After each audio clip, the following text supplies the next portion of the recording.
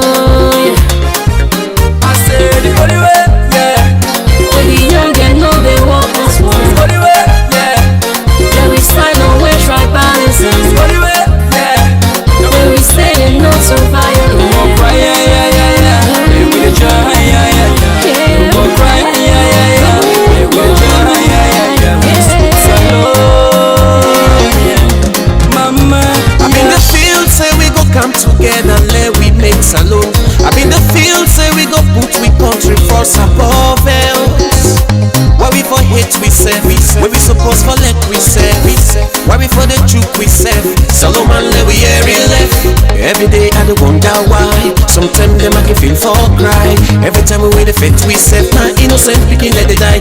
If you let Salo say yeah, if you the pray for peace, if you want no war, then say no to violence. Say peace, unity, freedom and justice. Yes, for what we want, I am justice. No get it to God, yeah, for one piece. Sweet Salo, we tire with Tamara. Go to halt and now that fed Tamara. Make Salo fine for the beginning and tomorrow. Then we walk as one, now we find fine land. It's not violence, just a fine plan. We all be young, now we all join now and save Mama Salon. This are the holy land where now we own. Fed, no one time. It's not food from the believe, now we all a plant time. Plant time, bro. Inside Salon. I say the holy way, yeah. When the young and know they walk as one. Holy way, yeah. Then we sign away tribalism. Holy way, yeah. When we say no to violence. No more cry, yeah. Hey, we the joy, yeah. No more cry, yeah. Hey, we the joy, yeah.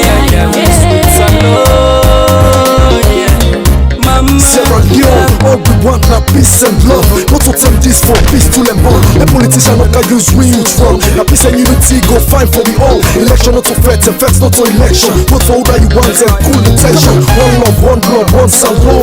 One God, one love, one sweet home. Okay, can I go in one more time? Preaching to the youths and born with the born time. From Belgium to Swazi, the nigga with the dancing. Heaven get told from east to black streets. All I wanna see, man, they play nice sweets. No choke, no fence, cause nigga life sweet. Blood, screams, society, I'm united. Brother to make a fight, both say you rights, man, and let's put it right, man. This is a all I see is pushing and pulling, hitting and killing, chilling and crying. The brothers that died trying to survive, they did their own way. So ride the kids, it's how we out to all the same. So left, keep back, that's giving our delicacy and seeing this pregnancy. Time to put a stop to that in this country. Join hands together, enjoying the tranquility. Enjoying the tranquility. I say the holy way, yeah. When the young and know they walk as one. Holy way, yeah. Then we sign away tribalism. Holy way, yeah. When we say no to violence. Cry, yeah. Hey, we the joy, yeah. No more cry, yeah. Hey, we the joy, yeah. Salon, yeah. Mama, yeah. Yeah, it's the queen, Mama Salon, we all need to earn. And these are the time when we all forget our better plans. So the we think twice and realize. Focusing Mama Salon, we own. So the we it's man, we no fair touch. We no sit on days, we like it too. Yeah, now remember try to wait till me don't be. Yeah, then kill family.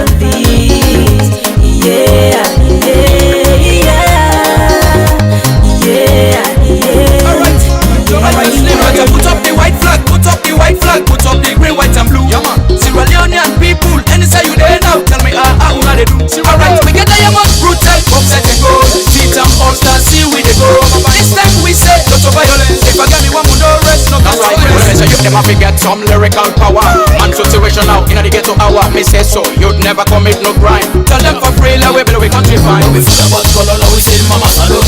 Remember that they end up this like food. You and I love we love her to the bone. Tribalism they put in the resistance stone. When the bombs and gun killing innocent soul. Life is more precious more than diamond and gold. One bag rest red, green or red. Put mama salute first in your mind.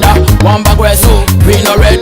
Put mama salute first in your mind. Say love and unity. Do your every left for friends. Let we come together as one. It's time we let go everything. Just take your hand and walk the streets and make peace. No more cry, yeah. They will joy, yeah. I said no more cry, yeah. They will joy, yeah. Let me be so good, yeah. No place like home, yeah. Things are constant, yeah. Let me be so good, yeah. Oh,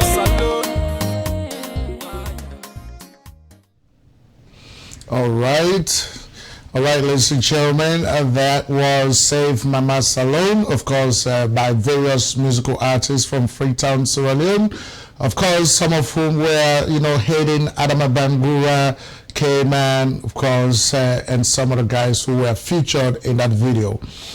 Hello, everyone. Of course, we welcome you to Sherix Broadcast Network on another edition.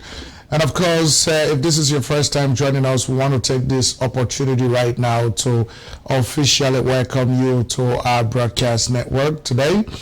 And of course, this broadcast is going to feature a package as we usually do. Of course, today we are going to be focused on two key issues. One, the census report that just came out a couple of days ago. That is the census report from Statistics Sierra Leone. Census, the 2015 census that was conducted in Sierra Leone. We are going to give you a little bit of our own analysis of that census report. And of course, we are also going to bring you key information on the main opposition Sierra Leone People's Party, which is the main opposition party in Sierra Leone, of course, the oldest political party in the country. Those are the two key issues we are going to focus on today. And of course, under the SLPP discussion, we are going to present you videos of various activities that has taken place in that political party or around the country that directly affect the political party, the SLPP. And of course, we're also going to talk to the former treasurer, 2 times a treasurer, and former chairman of the Sierra Leone People's Party North American party conference, and of course former treasurer of the SLPP North America region in the person of Mr. Sylvester Johnny. We're going to talk to him exclusively about key issues in the political party, the SLPP, as we move towards the 2017-2018 presidential and parliamentary elections in the country. And so we want you to continue to sit tight as we unfold the programs to you. Of course, Ms. Edline Finney is back, and she is going to be presenting us with the news, as presented by various newspapers from Sierra Leone in the past week. And so we're going to bring all of that to you, plus entertainment, and of course our riddle of the week. And so we ask that you stay tight as we bring you the news from Headline Finney right at this moment. All right, stick around.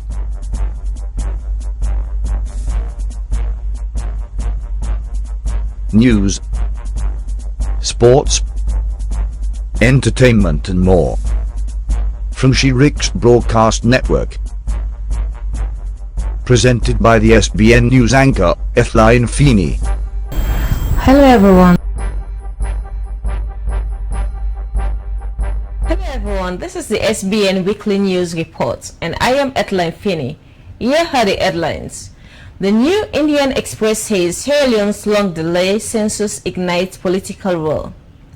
Politico Sierra Leone News says Sierra Leone villagers threaten to block iron ore rail track. Trumpet newspaper Sierra Leone is Christiana Top, Mohamed Bangura not approved. Freetown, Sierra Leone census long delayed by the Ebola outbreak has ignited a furious political war with the main opposition accusing the ruling party of creating an unfair electoral advantage. Provisional census figures of Sierra Leone's population released last week showed that this country's population has grown by 42% from 4.97 million in 2004 to 7.7 million in 2015, with traditionally poor government areas showing faster growth. The data from the census will be used for the allocation of national funds and services, said Chief Statistician Mohammed Koroma, whose office conducted the census on December 5th to 8th last year. The main opposition, Sierra Leone People's Party, SLPP, has criticized the census, claiming it was dominated in various stages by unqualified ruling All People's Congress APC loyalists, saying the SLPP wholeheartedly and unreservedly rejected the results. Senior APC official Cornelius Devonius said the party was not worried if the SLPP boycott the upcoming presidential, parliamentary and local council elections, which are not slated for this year. This is another political gimmick aimed at painting a negative picture about anything good about Sierra Leone. Devonius added, calling the data credible. UN resident coordinator for the census praised the project and how quickly the complex data analysis have been done. Normally, it takes 6 to 8 months to release the parliamentary results, but the government has done it in less than 4 months, he said. Koroma said the provisional results were not expected to change significantly before the official figures were released in December, which could deepen the political disputes. The count was seen as a key test of Sierra Leone's recovery from the Ebola epidemic that killed almost 4,000 people in the Western nation. The 10.5 million survey was postponed twice because of the outbreak. Sierra Leone's villagers threatened to block iron ore rail track. Freetown Political Online. Residents of the three relocated communities at the Tonkolili iron ore mine in northern Sierra Leone has threatened to block the railway track for transporting ore from Shandong Steel. It comes after the Chinese company discontinued payment of their monthly household supervision of a bag of rice and a $25 to the Beria, Wandungu and Foreya villages, a bailout agreement introduced by African Minerals Company, AML, which had existed before the Chinese company bought over their concession areas. In a meeting at the court barrier in Fangbeyan today, the people said they had not received their monthly allowances since December, and that the water supplies from browser they used to get was no longer forthcoming. The Chinese have been dug boreholes in the area which produce smelly water, which is all we have to drink, says a community member who prefer anonymity. She told Politico that Shandong has asked them to start farming on the Kakaloma farmland acquired by AML. That is very difficult for us to do at this time because we were never prepared for it, another Fengmea resident said. Paramount Chief Almami Bera Yari Koroma told Politico that his people in the affected communities wrote an open letter a few days ago with 3 key demands, threatening to block the rail track if they were not met. They included their monthly food supply and appropriate farmland and potable water. The chief said he had spoken to his Shandong to meet the demands of these people, which he said they had not responded to. I have been trying to let them understand that this is a responsibility they must continue to carry, he said. About 1,000 people are defecated into after their ancestral homes, which sat on a huge iron ore disputes were evacuated for mining. They have constantly complained about the lack of a cemetery, a secret society bush, a farmland, and drinking water. Christina Trump, Mohamed Bangura not approved, Trumpet newspaper. To the surprise of many yesterday, Dr. Christina Trump and Mohamed Bangura were not approved among the first batch of presidential nominees that were vetted and approved for various cabinets. Honorable Sheikh Bibi Doumbia, Speaker, House of Sierra Leone Parliament, while tendering an excuse on behalf of the former National Electoral Commission, NEC, Chairperson and appointed dispute member of education, Honorable Sheikh Bibi Doumbia, Speaker, House of Sierra Leone Parliament, while tendering an excuse on behalf of the former National Electoral Commission, NEC, Chairperson and appointed Deputy Minister of Education, Dr. Christina Trump, said Dr. Trump has indeed contacted him to communicate that she was out of the country on an international conference, and therefore the Speaker craved the indulgence of the majority leader and leader of government business, Honorable Ibrahim Bundu, to give expression for Dr. Trump top among the list of 10 nominees that were to have been approved. Prior to her interviewing, it had been speculated that she will turn down appointment, but in her own words, she said that she is always happy to serve in whatever capacity, especially to return to her home, an education system that needs renovating. However, unlike Dr. Christina Trump, Mohamed Bangura, appointed Minister of Information and Communication, was conspicuously absent despite he was expected to be among the list of first batch of interviewees to be approved. At his venting, Mohamed Bangura was demoralized over his educational qualification, and his degree was incorrect, and he himself was unable to defend his CV.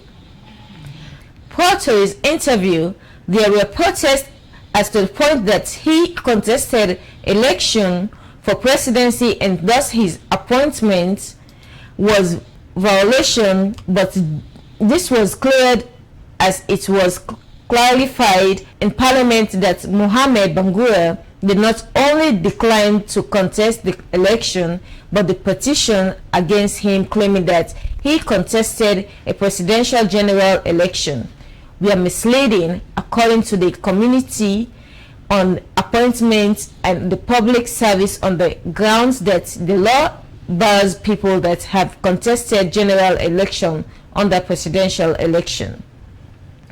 As to why Mohamed Bangura was not in a parliament, Honorable DM Commander, Chief Whip, a member of the Committee on Appointments, said that there are people that we have interviewed 6 months ago and we have not included their names for approval because they have personal issue for which they took an excuse. It does not mean once someone is interviewed, his or her name automatically is slated for approval. If they have engaged or have issues, they can be deferred. It does not mean first interview, first approval. It can depend on the person's timetable and all rest of it. Candidates can ask for a proper scheduling or postponing. Mohamed Bangura approval is on Thursday. However, if what was described as one of the most erotic moments in a parliament, mostly colored and decorated in the red color of the ruling APC, with support and parliament in a democratic fashion. There was energetic singing, dancing, and cheering for the approval of Dr. Sylvia Blyden, Minister of Social Welfare, Gender and Children's Affairs, who one MP described as the Hillary Clinton of Sierra Leone and an epitome of everything good. Honorable Almami Philip Koroma, ambassador to the People's Republic of China, and was branded the interior of his role under the Agenda for Change. Honorable Abdul Rahim Kamara, Deputy Defense Minister, Mofred Mohammed Sisi, Justice Court of Wapel, Mahmoud Bangura, Minister of Youth Affairs, and whose followers were the largest by assessment of the turnout.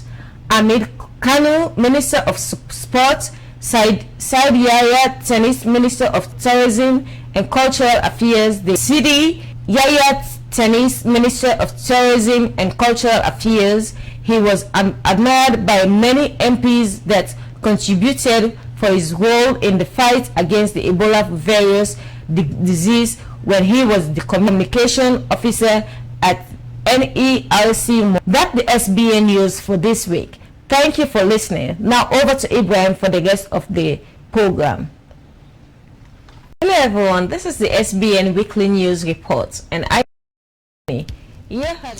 all right, ladies and gentlemen, of course, that was Ms. Edline Finney, who came to us directly from studio number 8 with the news. Of course, that's our SBN News anchor. Thank you very much for that news, Ms. Edline Finney. Of course, now we're gonna move on to our riddle of the week, and of course, as you know, every week we bring you a riddle just for us to exercise our brains and for us to do a little bit of mental exercise. And so we're going to continue that tradition here at Sherix Broadcast Network today. And so our riddle for today or for this week is, what 2 things you can never eat for breakfast? All right, what 2 things you can never eat for breakfast? That is our riddle for this week. We want you to go onto our channel, and that is the YouTube channel, Sherix Broadcast Network YouTube channel, and preferably we ask that you wait for the recorded version of this broadcast for you to provide an answer under the recorded video and under the comment section. That is where you will provide your answer, and that is exclusively on the Sherix Broadcast Network YouTube channel. You can go there, look for this very broadcast. Probably you can go by date, and you should be able to provide an answer. And so once more, our riddle for the week is, what 2 things you can never eat for breakfast? All right, so you want to do some exercise of your brain and see what answers you can come up with. And so, like we said, this broadcast today is focused on 2 important news events coming from Sierra Leone, West Africa. Of course, we're gonna discuss the census report that Statistics Sierra Leone has issued out for the 2015 census, and of course, which was announced by the President, His Excellency Dr. Ernest Bai Koroma. We are going to do a little bit of analysis of that census. What are some of the qualifications for people who conduct credible census in a country? And of course, as you know, censuses are conducted in a country to be able to understand the demographic characteristics, the demographic behavior, so that the government will be positioned adequately to provide the needs of a country or the needs of its people. It is more about helping the government to properly plan for future development goals. And so people who conduct a census are people who are supposed to have specific qualifications in specific areas. And so we're going to look into whether those people who were charged with the responsibility of conducting the 2015 census in Sierra Leone in fact were able to meet the criteria for qualification for them to conduct that census. We are also going to look into whether any amount of politics played into the final result that came out. Who are the people who conducted the census, what are their political affiliations, and how is that census report going to help Sierra Leone to move forward either politically or developmentally? How is that going to be possible? Because now that we know the main opposition, Sierra Leone People's Party, has objected to that census report. So we're going to do a fair analysis. As you know, us at Sherix Broadcast Network, we always do a fair analysis. So we ask that you stick with us as we bring that to you. And so we're going to start with a question that came up. And of course, that question is about the credibility of the 2015 census in Sierra Leone. Will all heads be counted? You know, so that's the question. And of course, we are going to give credit to a Sierra Leonean firm that was able to ask this question and do a thorough analysis of the census that was conducted in 2015. So that is our question. And so first, we're going to take an exclusive look at some numbers between the census that was conducted. The census that was conducted in 2005 and the one that in 1985 and the one that was conducted in 2004. In 2004, taking a look at the five major cities in Sierra Leone, Freetown in 1985, the census population, the population of that city was 469,776, and of course in 2004 it was 772,873. Of course, 2015, we know that number has far gone above that. And of course, for Bo, it was 59,768. And of course, in 2004, it was 149,957. In Kenema, it was 52,473 in 1985. And then in 2004, it went up to 128,402. Of course, in McKinney, it was 40,038, and then that was in 1985. In 2004, it went up to 840. In Kwedu, that's Kono, the total in 1985 was 40,038, and then in 2004 it was 82,000. In Kono it was 82,474 in 1985.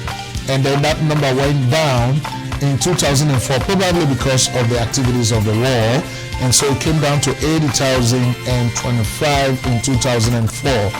All right, this is an information that was presented exclusively by Statistics Sierra Leone, and so those are the numbers so far between 1985 and 2004.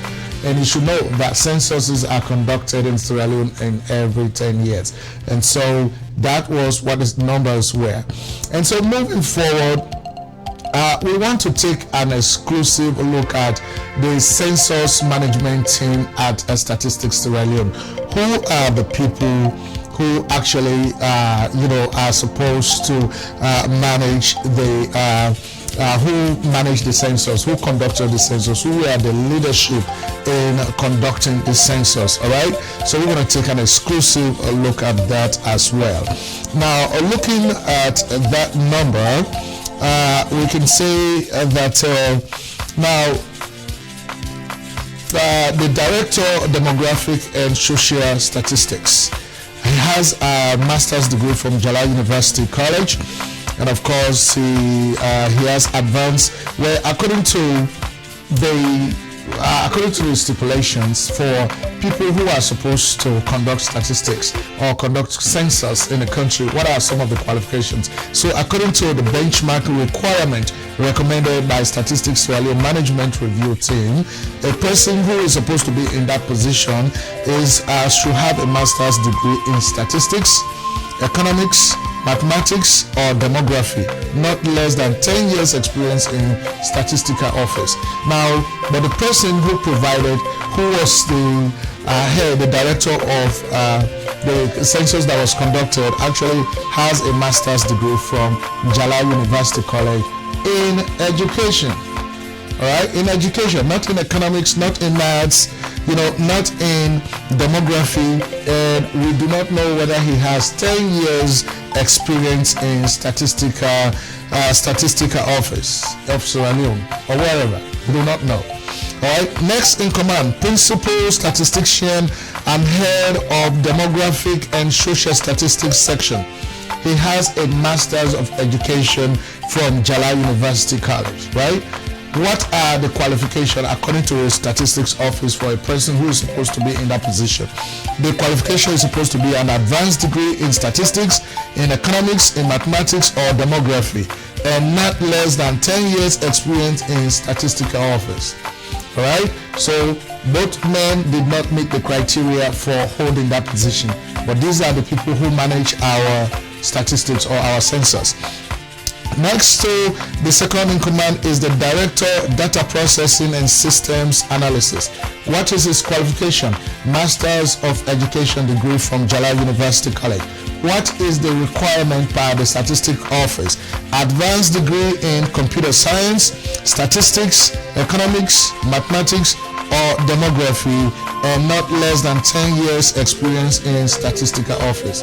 So this person did not meet the criteria or the qualification criteria for him or her to hold the position that him or her held whilst conducting census in our country. Alright, and so next is the statistician general.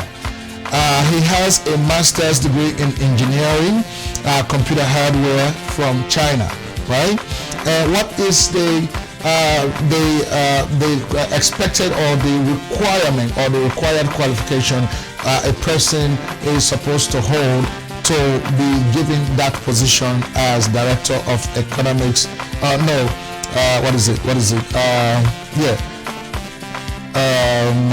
I'm so sorry. To hold the position of statistician general. All right. Now, that person is supposed to have an advanced degree in statistics, economics, mathematics, or demography, and not less than 15 years experience in the statistical office. So this person has an engineering degree from China and does not meet the criteria for holding that office, but he too was another person who was in charge of the census that they have just conducted. All right. Moving forward, the Director of Economic Statistics. What is this person's qualification? Master of Science in Education and MBA, and I think that's Master of Business Administration. All right.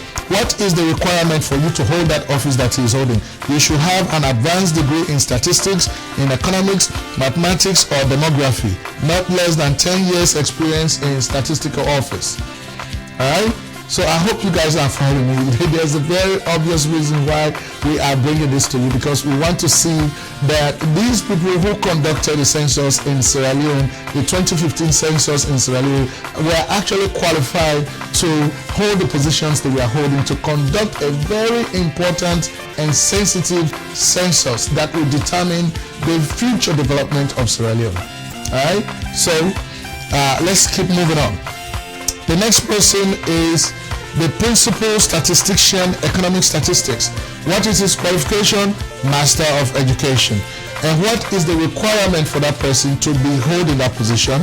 It should be advanced degree in statistics, economics, mathematics, or demography, and not less than 10 years experience in statistical office.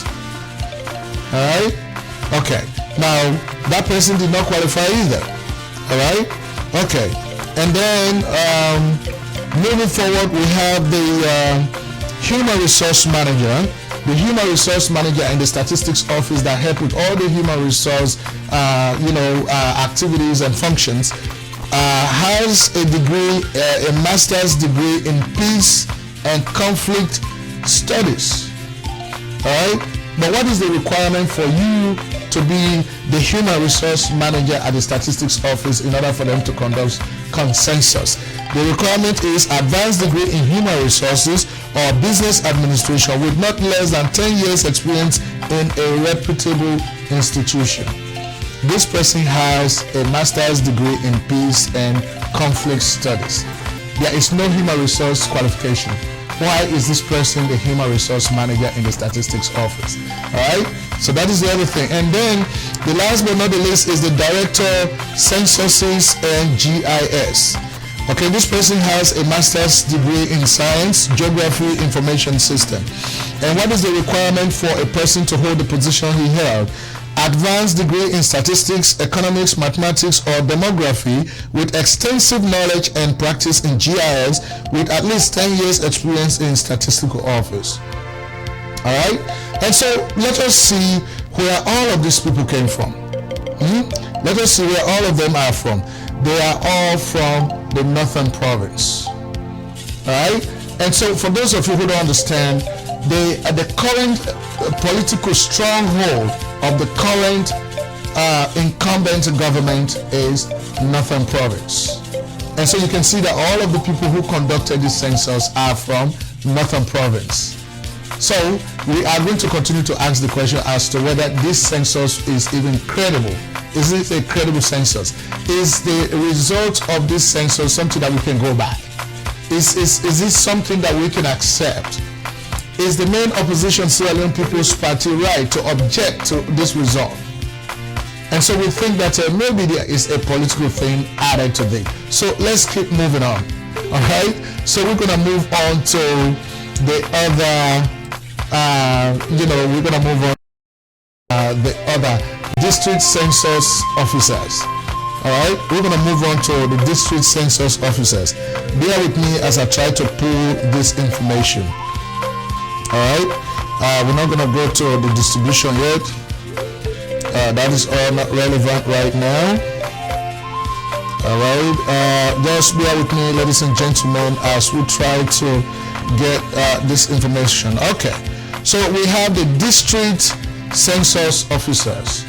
We are going to look at the 12 districts of Sierra Leone and the census officers who were in charge of manning the activities of the census, who were responsible for collating all of the data and submitting it to the central office so the central office can submit a comprehensive report of the census of 2015 that the country is supposed to use to implement government programs and development programs as well.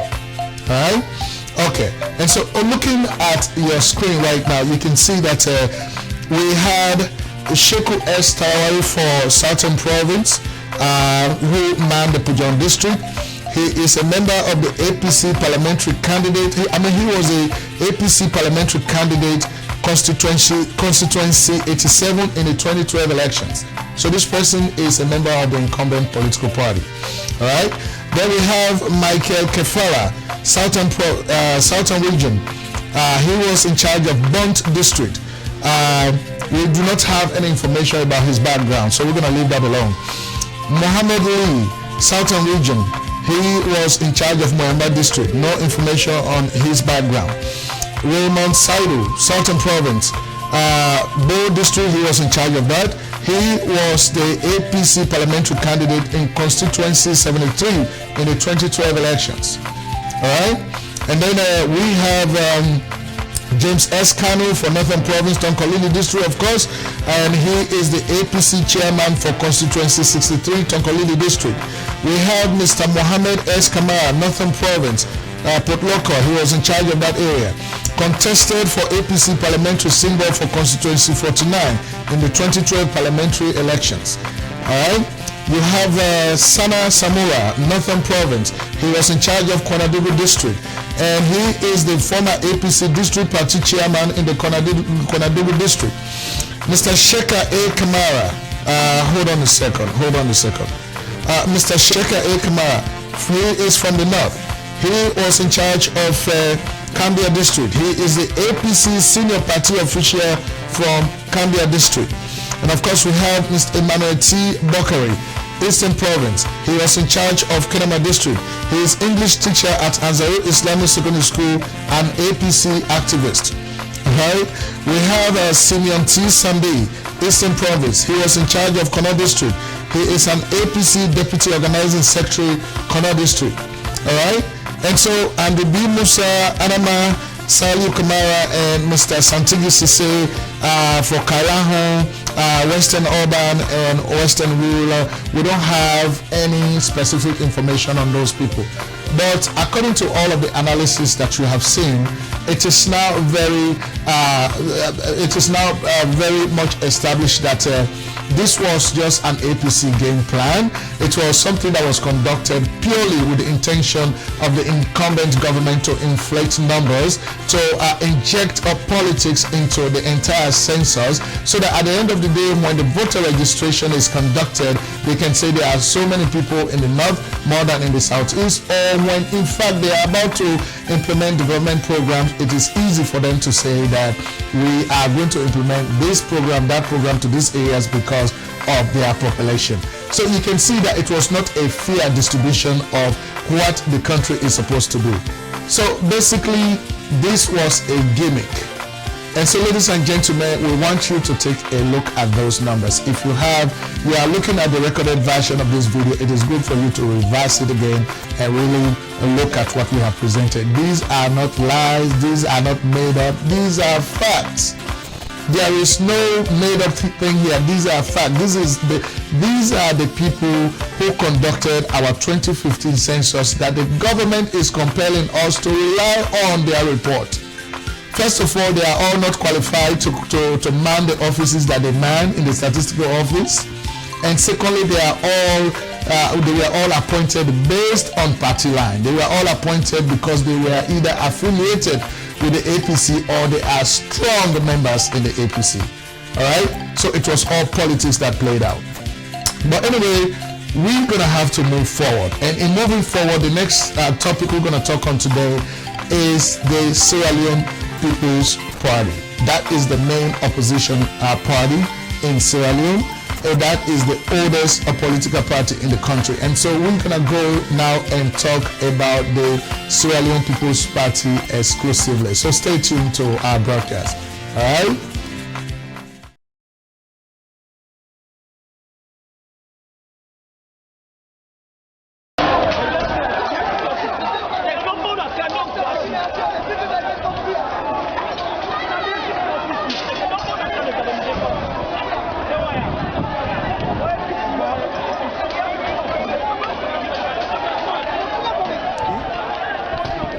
Slpp was founded by my uncle, the late Paramount Chief by Farmer Charles II.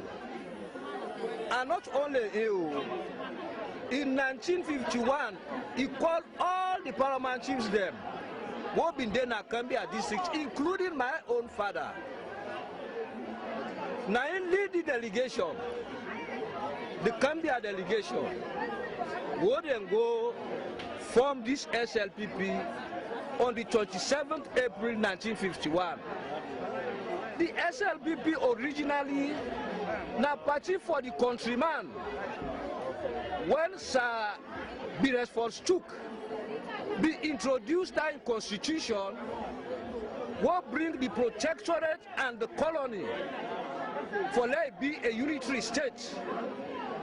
And the SLPP be served for emancipate the countryman them. And I tell you, and I don't talk am, the SLPP na Mende Mande, Chimni Mande, all the tribes that they form the SLPP. No Chimni Mano ever had the APC. When you look at their own national executive, whose Chimni Mano they will hold high position. They don't get the Chimni Man there. The only Chimni Man will be hold high position there in the person of ML Bangura was kicked upstairs. So now that's what Victor Foe.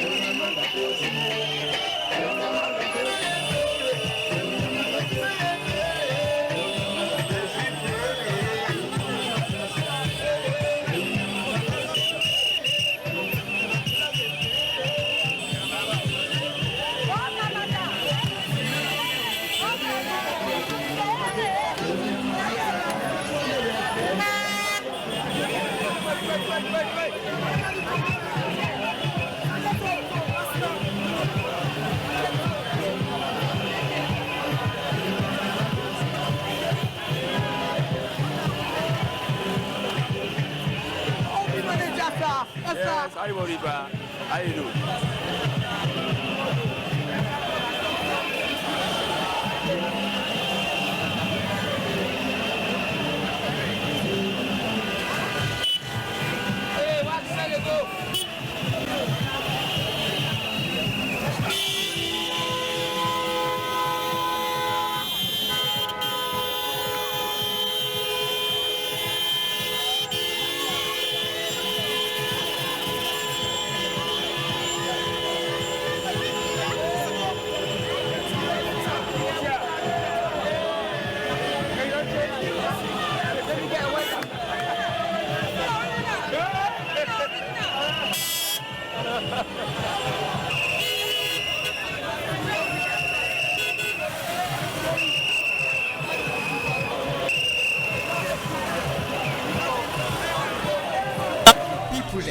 All right. Okay, ladies and gentlemen, that is how politics is played out or plays out in Sierra Leone. That is how political campaigns are conducted in Sierra Leone. And so what you were looking at was a political campaign that was carried out by the main opposition, Sierra Leone People's Party. And of course, earlier, before you saw the campaign, that was the national chairman and leader of the Sierra Leone People's Party in the person of Chief Somano Kapin. That was the chairman and leader of the party, talking exclusively about how the party was formed, who were the people who formed the SLPP. And so we are going to devote a little bit of time now on the Sierra Leone People's Party, which is the main opposition political party in Sierra Leone. And so in order for us to do this, we are going to go into a little bit of history lesson. We want to bring it to you for the benefit of some of the people, especially the young folks in the party now, who really do not know the history of the party. And of course, until you place value on your history and until you know the history of your political party, you are not going to be able to understand how to move forward or even how to conduct yourself in the present time.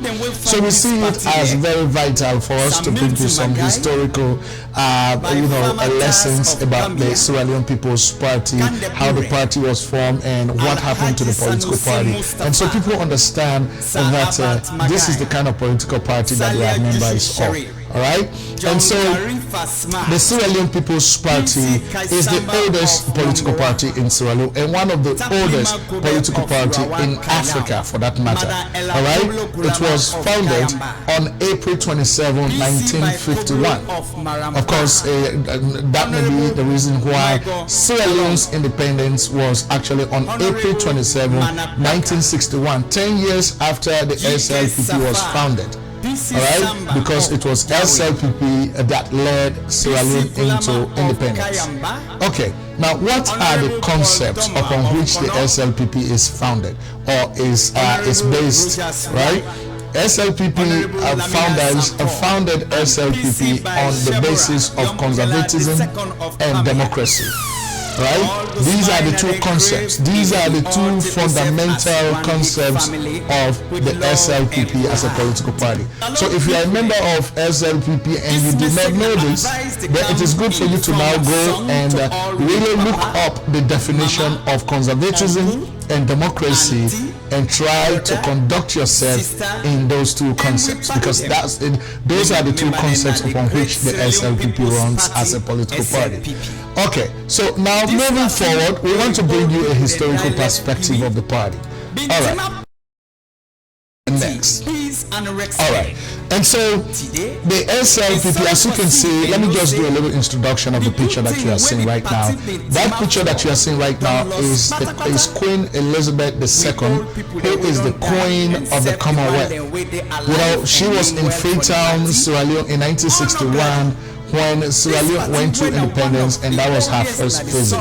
You can see behind her, the man there that is smiling or laughing was the first Prime Minister of Sierra Leone. He is the man who actually led the country to gain independence from the British. His name is Sir Milton Magai. He was a medical doctor. He studied in London. He came back to the country. He was able to influence politics, and he was able to finally fight for the independence of Sierra Leone. And then, of course, around him or them are other key members of the British government and, of course, the Sierra Leonean government. But what happened during the time of the SLPP, right? Now, SLPP led Sierra Leone to independence. It encouraged the idea of democracy through multi-party system. SLPP is the only political party which allowed other political parties to be formed and do their things under democracy, because the party again was formed on the basis of democracy, right? SLPP was forced the cooperation of the British government to allow the amalgamation of the colony, and that is Freetown, and the protectorate, that is the provinces or the countryside or the hinterland where the bulk of the people were living. It was the SLPP that was able to convince the British government to bring these two together, because before that they were living separately. All right. The SLPP was established, and it was well known and popular for it being a countryman party. What does that mean? It means that it was a political party that was formed by mainly people who came from the protectorate, from the provinces, from the countryside, including Mendes, Timinis, other tribes from the provinces. All right. And it was more formed by traditionalists, by traditional rulers like paramount chiefs or chiefdom councillors. These were the people who actually formed the SLPP. All right, the party participated in the drafting and signing of the very first constitution of Sierra Leone post-independent. That was after the independence. It was the SLPP who actually participated in the drafting and signing of the post-independence constitution. All right, and so moving forward, what happened after that? Now we are going to bring this to you. There are two key names that are often associated with the SLPP, and these names are from the same family, even though there are abundance of other names, as depicted by our brother Lansana Sharif, who in fact is singing in the background right now. But there are two key names that are associated with the SLPP, and we're going to bring those names to you right now. And of course, we are basically talking about Sir Milton Magai. Alright, let's see who Sir Milton Magai. I have my little thing here that I'm looking at whilst you are looking at that one. But Sir Milton Magai, these are the things that happened to him. 1951 to 1963, he was the Chief Minister of Sierra Leone. In 1953 to 1958, he was the Premier of Sierra Leone. And then 1958 to 1964, he was the Prime Minister of Sierra Leone. He actually led Sierra Leone to independence. And then the man you see next to him is Sir Albert Magai, his younger brother, who was also a lawyer. So Sir Milton was a medical doctor and Sir Albert was a lawyer. Alright? Now 1964 to 1967, Sir Albert Magai was the Prime Minister of Sierra Leone, because Sir Milton Magai had passed away, had died. And so the Sierra Leone People's Party decided to give the party leadership in the country over to his younger brother, Sir Albert Magai, who was also one of the founders of the party, who played key roles in, finding the party, right? And then he took over governance from his brother, Sir Milton Magai. He led SLPP to its demise. So whilst Sir Milton, his elder brother, led SLPP to independence, Sir Albert Magai is well known for leading SLPP to its demise. How did that happen? We're going to explain to you in a minute. Now, 1955 to 1957, all right, that was when riots among union workers broke out in Sierra Leone, which gave way to the start of other political parties. So once riot starts, other things are going to crop up. So when riot started in Sierra Leone, that was how other people in the country, especially the Creoles, decided to form other political parties. Okay, there was animosity between the SLPP and Creole parties, which erupted at that time because of the union workers' strike. And then in 1964, Sir Muti Magai died. His brother Albert Magai took over as prime minister. And then Sir Albert Magai ruled with dissent. Okay, he ruled with dissent. And what does that mean? He placed the elites of the country, those who were highly educated, he placed them above the traditional rulers, the paramount chiefs, the people who actually founded the SLPP. Sir Albert Magai placed educated people above them. In other words, he did not respect their own opinions, he did not respect their own importance. Alright? So when he did that, what happened? Sir Albert Magai became very unpopular and hence giving way to the formation of the APC by late Ishaka Stevens.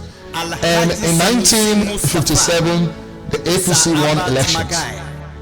So I can see a little semblance of what is going on, what went on, or what is going on now, or maybe what went on in 2012 and what went on in 1957. I can see a semblance, even though I was not born yet, but because of history and because of written history, I've been able to know these things. Alright, so I hope those who are members of SLPP and especially those who are causing havoc and violence in the party are listening to this. Alright, so when the APC won that 1957 election, even though they were being overthrown by military governments, there are rhetorics that Sir Albert Magai went to the military commander by then, Brigadier Lansana, and convinced him to overthrow the APC government, and then there were other overthrows, and then finally the APC took over and declared the country as a one-party state in 1978. And then since that time, the SLPP stayed out of power until 1996. So we are talking about up to 25 plus years.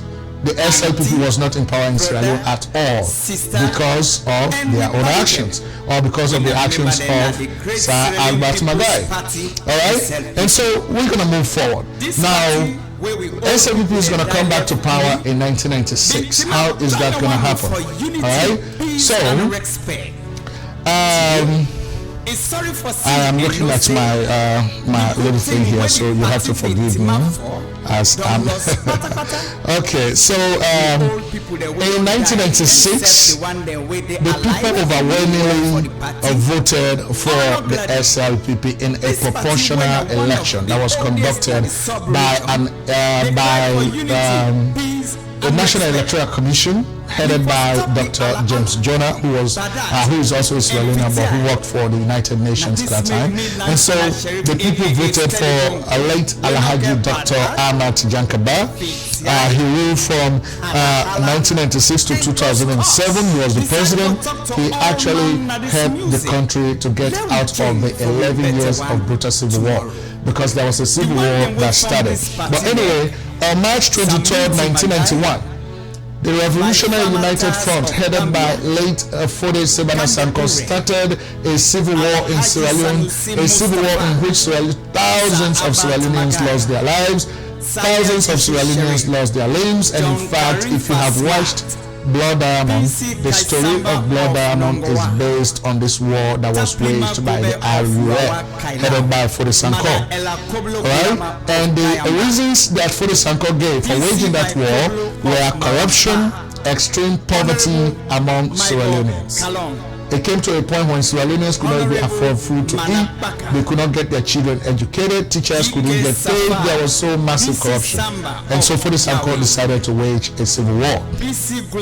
On April 29, 1992, the army, that is the army of Sierra Leone, the Sierra Leone army took over government from 24 years of APC rule under one-party communist state. Okay? APC was in power for 24 plus years, but the military regime or the military took over that power in 1992, April 29, 1992. And then in 1995, the people of Sierra Leone decided or demanded elections before peace. because there was this mentality that the military government was also, spreading among Sierra Leoneans that they were capable of bringing peace to Sierra Leone, and then after peace there will be elections. But then the people of Sierra Leone were smart enough to understand that in as much as they were still dying, there was war, but they wanted election first before peace, because they knew that a civilian government would bring peace. So the people overwhelmingly were summoned to a national conference at Bintumani Hotel. Two conferences, Bintumani 1 and Bintumani 2. And those conferences, people overwhelmingly resolved that they wanted election before peace. And then the results or the resolution from that meeting helped the country to go into a proportional election. And so in 1996, the SLPP was elected back to power after 24 plus years out of power. All right, after 24 plus years of one-party rule in Sierra Leone. All right, and then what happened when he took over power? Late President Ahmad Kaba dissolved the military of the country and the police, and he decided to ask for help from the British to train a new army in the country, because the army was no longer working in the interest of the people. The army of the country is supposed to fight to save lives and property of civilians, but that was not the case. So nobody trusted the military anymore, and so the military was dissolved, even though there was so much criticism when he did that Sierra Leone was the only government that dissolved its military. But he did that, and then a new military was trained by Britain, and of course the police force was then headed by Britain as well and trained police officers. Okay, and then Sierra Leone, the SLPP was able to re-establish government institutions that were, shattered by either the rebel war or by military regimes. So that's what happened.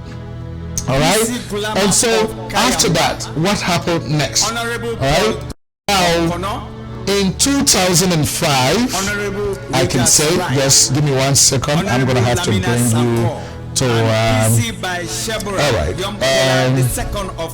sorry, pardon me. All right, in 2005 or 2002, the SLPP was re-elected in a landslide election, and President Kaba's second term, he was re-elected. So from 1996 to 2002, he was re-elected because of the good work he did, and that was a landslide election. In 2005, there was a controversial political party convention that took place in McKinney, in which some people felt that there were malpractices that were done at the convention in favor of Mr. Solomon Bell, one of the prominent lawyers in Sierra Leone, to be the flag bearer of the party. And so one of the prominent sons of the party, the son of the former prime minister of the country, I'm talking about Albert Magai, who took over after Salmiti Magai. So Albert Magai's son, who is Charles Francis Magai, was one of the flag bearer aspirants in that 2005 flag bearer election that took place in McKinney.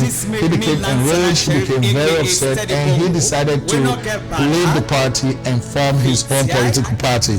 So Mr. Charles Magai formed a People's Movement for Democratic Change, and of course he took a lot of people from the Sierra Leone People's Party over with him, and then other people joined him as well. So he was able to get a chunk of votes from the SLPP, and the SLPP was unable to bring him back or talk to him to bring him back. They were unable to manage that conflict, and so what happened in the 2007 elections, the SLPP lost the election again. Alright, so now SLPP has lost 2 elections. Okay, as far as this story is concerned, 1957, what was the reason for SLPP losing that election? Based on their own internal politics that was playing, because the paramount chiefs felt that Sir Albert Magai was disrespecting them. Sir Albert Magai had placed all the elites in the party above paramount chiefs. They were no longer important, so they decided to boycott the party. So SLPP lost 1957.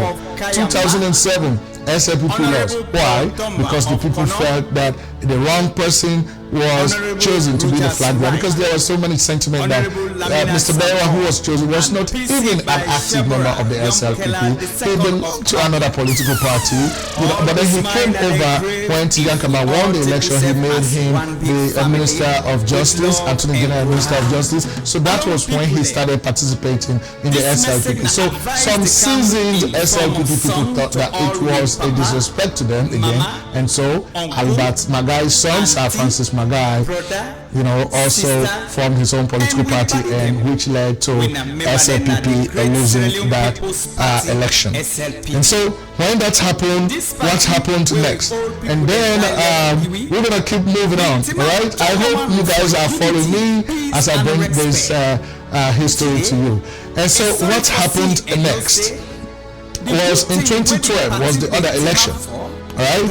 In that election, the people, out of 19 flag bearer aspirants that contested that election, the people voted for a former military leader, one of the military leaders, or the former head of state under the military regime, in the person of retired Brigadier General Julius Maada Bio.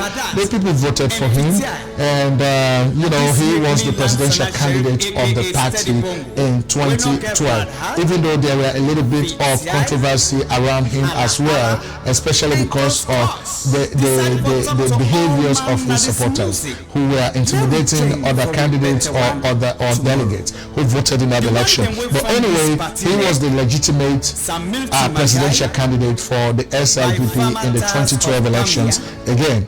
Alright, and so what happened? He ran a disorganized national campaign with a divided SLPP with many factions within. And so we lost the election again, or the SLPP lost the election again, because he went into the national campaign with a party that was divided. As the political leader of the party, because when you become the presidential candidate of the SLPP, automatically you are the political leader of the party. He was unable to bring the party together. And so the SLPP went into the 2012 national presidential and parliamentary elections divided. Alright, and also he failed to provide staunch leadership to fight allegations of election malpractice. Now, after the elections, there was this outcry that there were election malpractices by the National Electoral Commission in favor of the APC.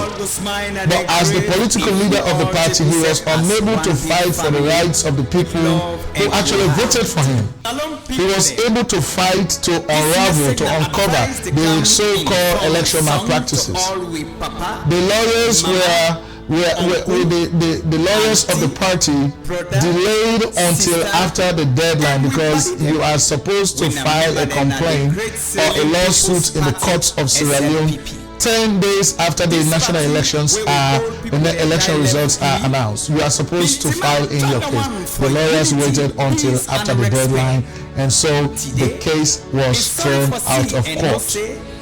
Alright? And so he also, after that, he also led a clandestine group that unconstitutionally declared him as the political leader of the party. Now, what does this mean?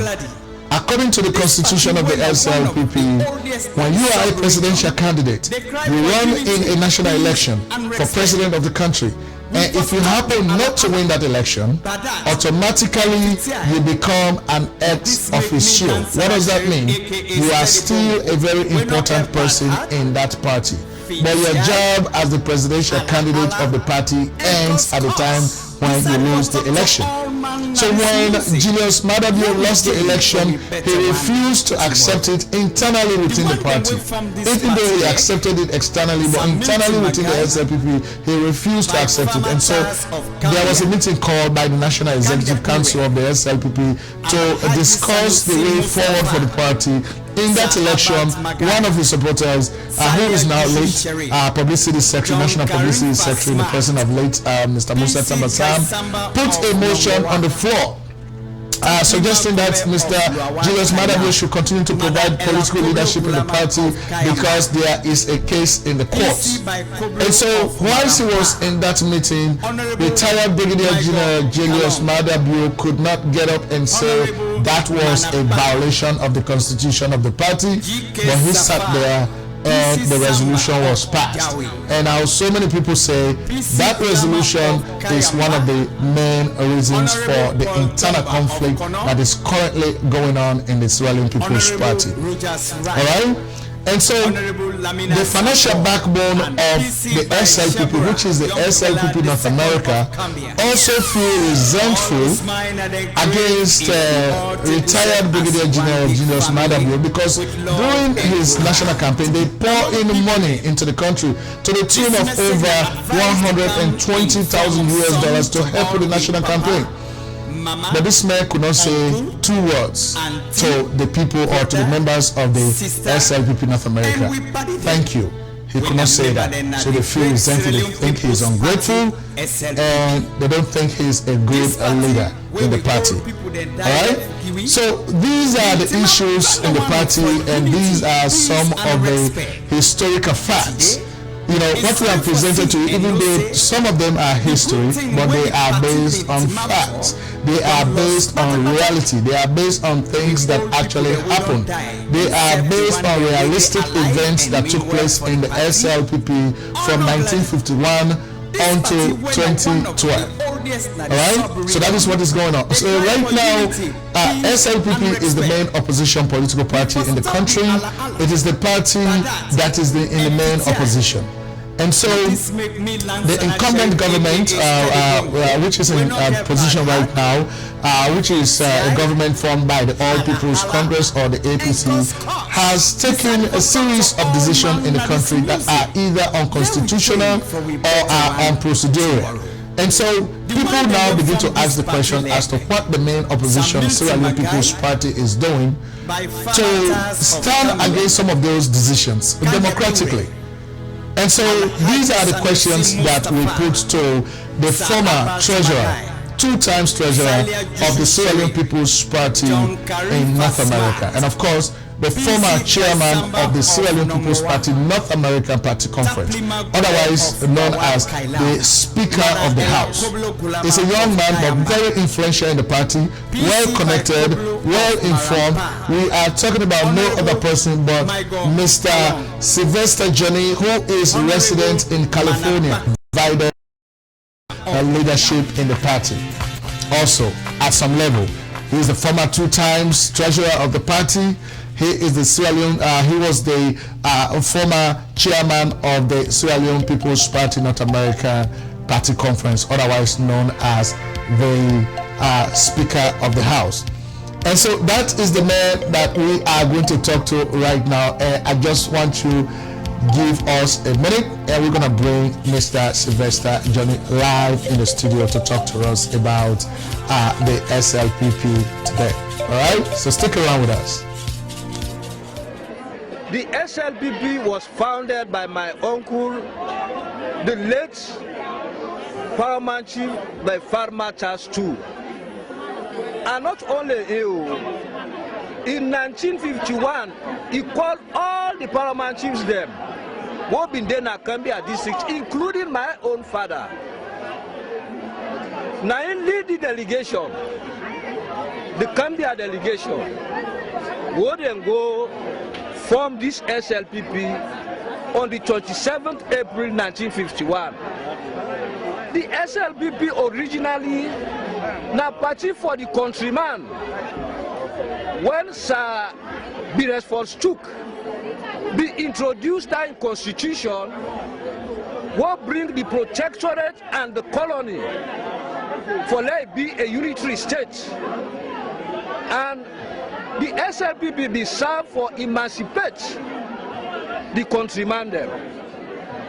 And I tell you, and I don't talk them, the SLPP now Mende Mande, Chimni Mande, all the tribes that they form the SLPP.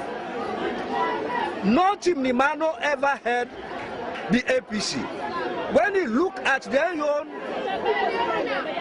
national executive, who's chimney man what they won't hold high position. They don't get any chimney man there. The only chimney man what be hold high position there in the person of ML Bangura was kicked upstairs. So now that's what Victor Foe, after we on convention, he been called that press conference. Now for bring into public debates the issue of ethno-regional politics. Give me a whole day. If as regional politics come, then say SLPP go fail because SLPP na member party. What you go say? Me na the number 2 man at the party. Now me boss just don't talk to issue. And he don't let to rest that welcome address where he make. One have been the greatest challenge when they face this party. To the fact that beneath the seeming unison and decisiveness be run the tremors of doubt and apprehension. He don't. All right, ladies and gentlemen, that is Mr. Sylvester Johnny, as you can see him live on the screen right now.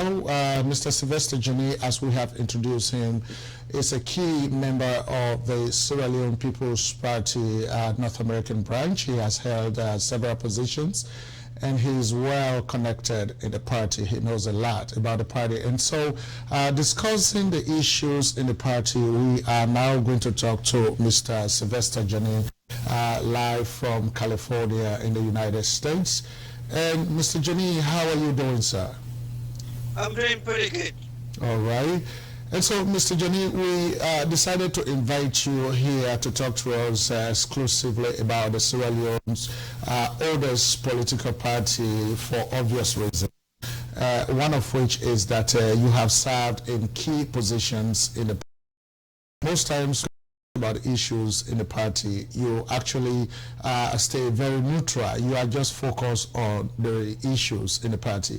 But one of the things that our viewers really want to know when we announced that we were going to talk to you, they want to know what is the internal structure of the SLPP. Is there any way you can tell us about the internal structure of the SLPP? Yes, Mr. Sheriff.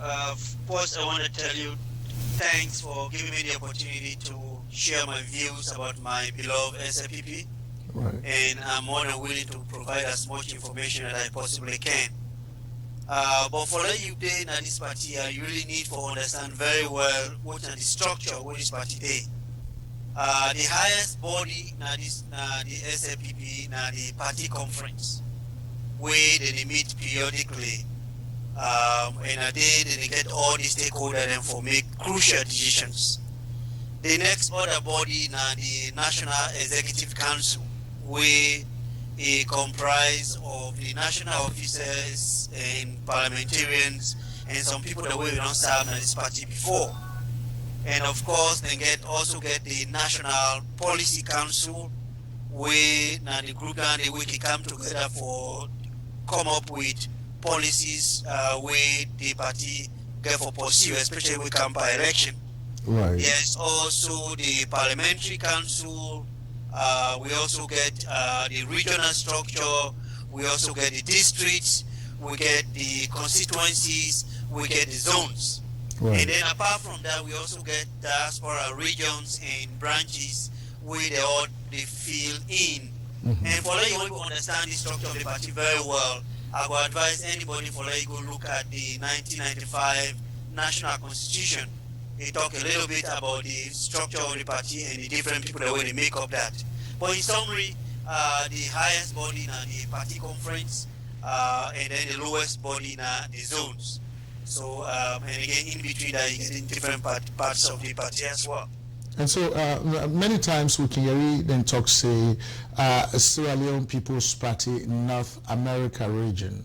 Waiting at this region, how did it come about? What is the explanation you can give us about that? Well, SLPP North America belong be a group, first I mean a branch who belong contribute immensely towards the survivor and the running of the party. So where in 2008, 2009 time frame when Mr. Augustine Fale come in power in SLPP North America, if he decides, you know, we are more than a branch, we in a region, because we get so many branches where they're all over North America, different states and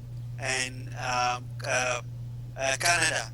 So we come together as they call them a fifth region, meaning that we really get some benefits and we entitled to as a fifth region. So when we talk of North America region, we talk about a region we comprise of about 16 states and 16 chapters them to make up the North America region. Okay, and so basically now the 16 chapters coming together, now they make up the region. And so when you talk about the party conference, what are they comprised of that party conference? You know, like how is it made up of? Well, in North America, we get your own different structure. We get a party conference. So every chapter within the region, the North America region, they come up with number of delegates depending on the number of members that we get in a chapter. So the minimum number of delegates we a particular chapter will get now 3, and as of now, the maximum now 12. Okay. We don't get a new constitution where we adopt now.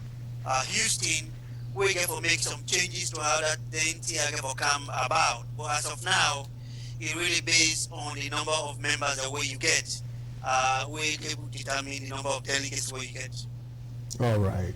And so, Mr. Johnny, you that person we don't serve first as a treasurer of the SLPP North America region, and also, I mean, you serve in that position twice or for 2 terms, and then also you not the formal party conference chairman. I understand, say, the chairman of the party conference is equivalent to, like we can say, Speaker of the House. I want to let you go tell viewers them if you see any difference between the time when you serve in them positions today and now, and if there are differences, are those differences for the better or for the worse? Well, I mean, definitely there are a lot of differences between the way the structure and the way the party run now in this region compared to the time we will come in. And there are some good ones, and I would say one of the good things that what they don't build on, you know, cementing the relationship between North American and the Home Office by this memorandum of understanding we don't develop recently, of which we end up for paying something like $30,000 for that get that happen. But fundamentally, some few things in a way is different. I will start first with the just the region itself. When we come in power, one of the things that we find unnecessary for them to, we say we not go there as one of the oldest political parties in Sierra Leone. We will come back collect money, we just collect money and go put it on somebody's personal account, or we put it on a table. So we decide to say, for need forget a bank account. So we put a structure in place for that we get a bank account where now you will able to provide some accountability. And even as we see today, now the same bank account that we use, and the treasurer will tell you, say some of the things that we put in place helps a lot. One of the things that we hope that the current structure will help with really, now the rapid response. At that time what we did, the rapid response group was very instrumental. Anytime something happen in Salon, we do opposition research, we go out there and we challenge the government. Right now, we are not doing that, both Naya and Salon. And therefore, to some extent, we really fail the people of Sierra Leone, because that is one of the fundamental things that we do. We'll be even also be able to establish an online newspaper, the new people online, working with brother Sheikh Kalon. For that we will provide a platform through which we will communicate with different people then. Right. You know, so I think if the current body in North America, the party conference in particular, is supposed to be the policy making branch, then will be supposed to serve as check and balances on the executive and the North America region. And I think they do a good job, but I think they could do a much better job for really, you know, challenging them so that when we get activities, we don't spend money, then for able can report to the party conference on a timely basis, and then make sure that if things that happen in Salon, and even in terms of how they work, we for challenge them for local report to the party conference. So whereas a lot they go on, but I think there's a lot more they could have done. And if you extend that to Sierra Leone, and one of the areas now where some of us are very disappointed in terms of how the national body they really operate. We are always the behind. We are always reactional. We know they think.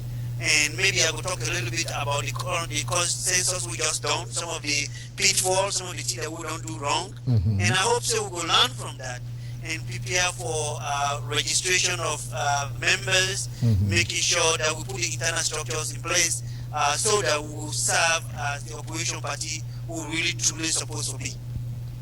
Yeah, the kind of opposition way the party they provide right now, a whole topic that you and I get for talk about today. Now, moving forward, we get reports then where they filter into our studio all the time about dissenting voices among Sierra Leoneans at this current time, based on how the current government they govern the country. We hear about hunger, they still strike with people, then food not they, people then not get electricity, all the same problems way been there before this government take over. And of course the Ebola crisis don't come now, it don't devastate them. About 4,000 people that lost their lives. Even the survivors of that Ebola now, some of them be deep and demonstrate, and so when the people then turn around, then they look for an alternative government, and the only other political party that they look up to at this point now the Sierra Leone People's Party.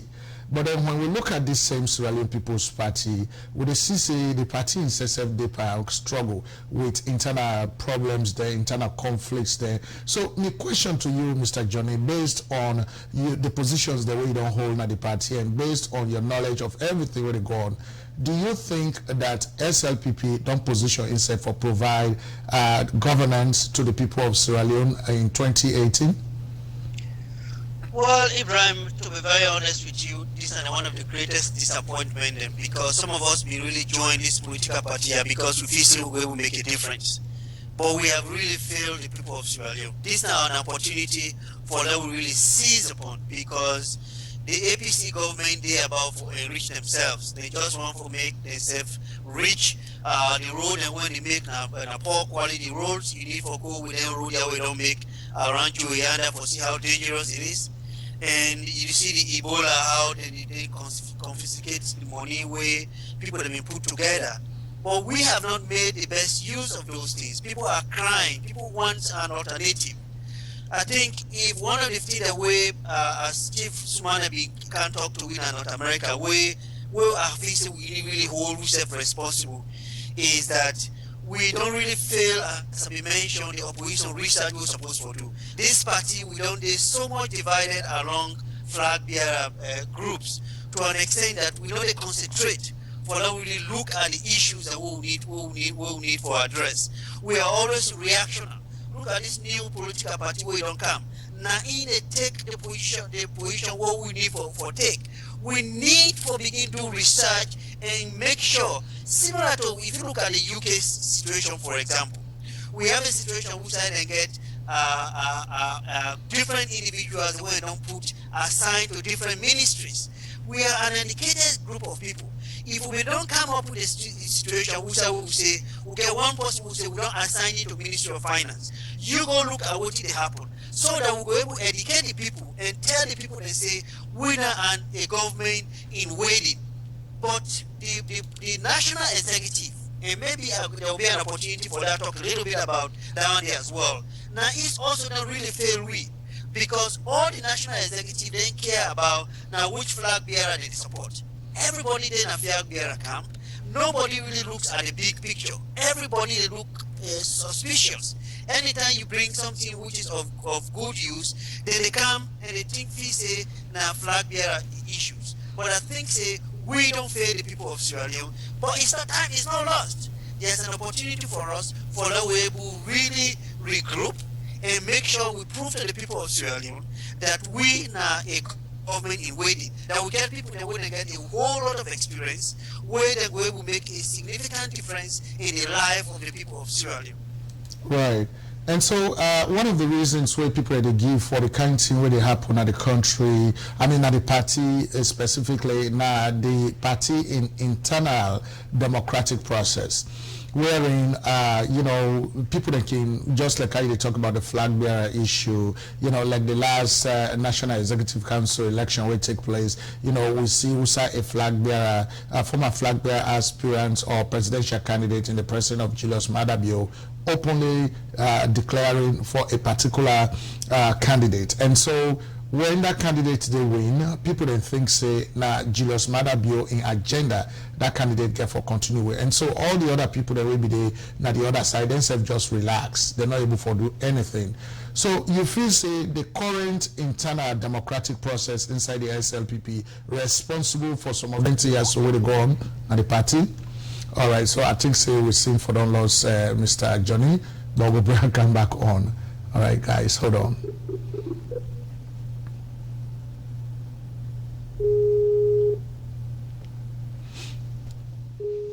Okay, and so Mr. Johnny, moving on, many people that they talk say SLPP now a conservative party, so the party don't get stuck into old ways, whereas other people that you talk say where times don't change and that Bokutin don't change now in the world, but that the party they refuse to go into the new era, you know. And so some of the things that will be happen formally inside the party now, like we been get elders them where something happen, then they call we, or then they call the problem areas, then they can advise them for men and go stop creating the problems. Nowadays, we see a lot of problems that happen inside the party, such as a violation of the constitution, violation of the core values. But it look like say SLPP don't get elders then like before, where something like this they happen, where they go call and advise and people then listen. Is that true? Well, to a very large extent, yes, that is true, because each of the leaders, each of the elders, don't take side in all this flag bearer debate where they go on. And if you want to be a leader, and if you want to play as an honest broker, right, you have to be seen to be neutral. And that is one reason in my mind I believe is responsible for the current problems we have in this party. Whose side the leaders themselves, the elders, when are then supposed to come and really tell us the truth, have already taken sides. So if I already know that you're a Madabio person and I know I'm not from the Madabio camp, you come talking to me, I'll take it with a pinch of salt. The same thing if you are an Alpha Timor person or if you have declared to be a KKY somebody. So what we need in this party is a group of individuals who believe that the interest of SLPP is above any one single individual. And right, therefore these people should be there to say, you know what, the direction that the party is taking right now is not in the best interest of the party, and therefore we should take an alternative route. So unless these individuals try to be neutral in as much as possible, we are not going to go anywhere. And that's the reason why I feel very strongly in terms of the solutions for the future, maybe we'll talk about that later on, that some of them people are waiting at the hem in the administrative side of this party and who are considered to be elders, who have already taken sides, cannot be considered to be neutral people that can help solve the problem.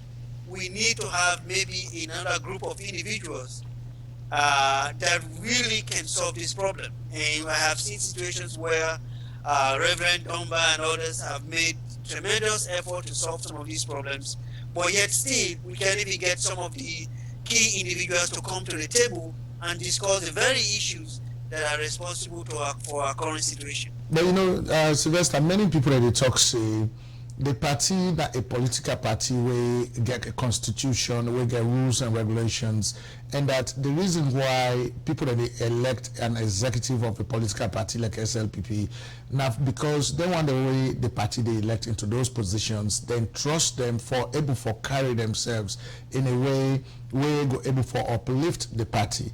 And so if then people and they not they do the job for which they were elected, why do they have to continue to be in that position where in fact now that they create a lot of problem for the party as well? Well, I mean, the problem lies with our current structure. And just like what you mentioned, we still there in the old ways. We are not willing to change.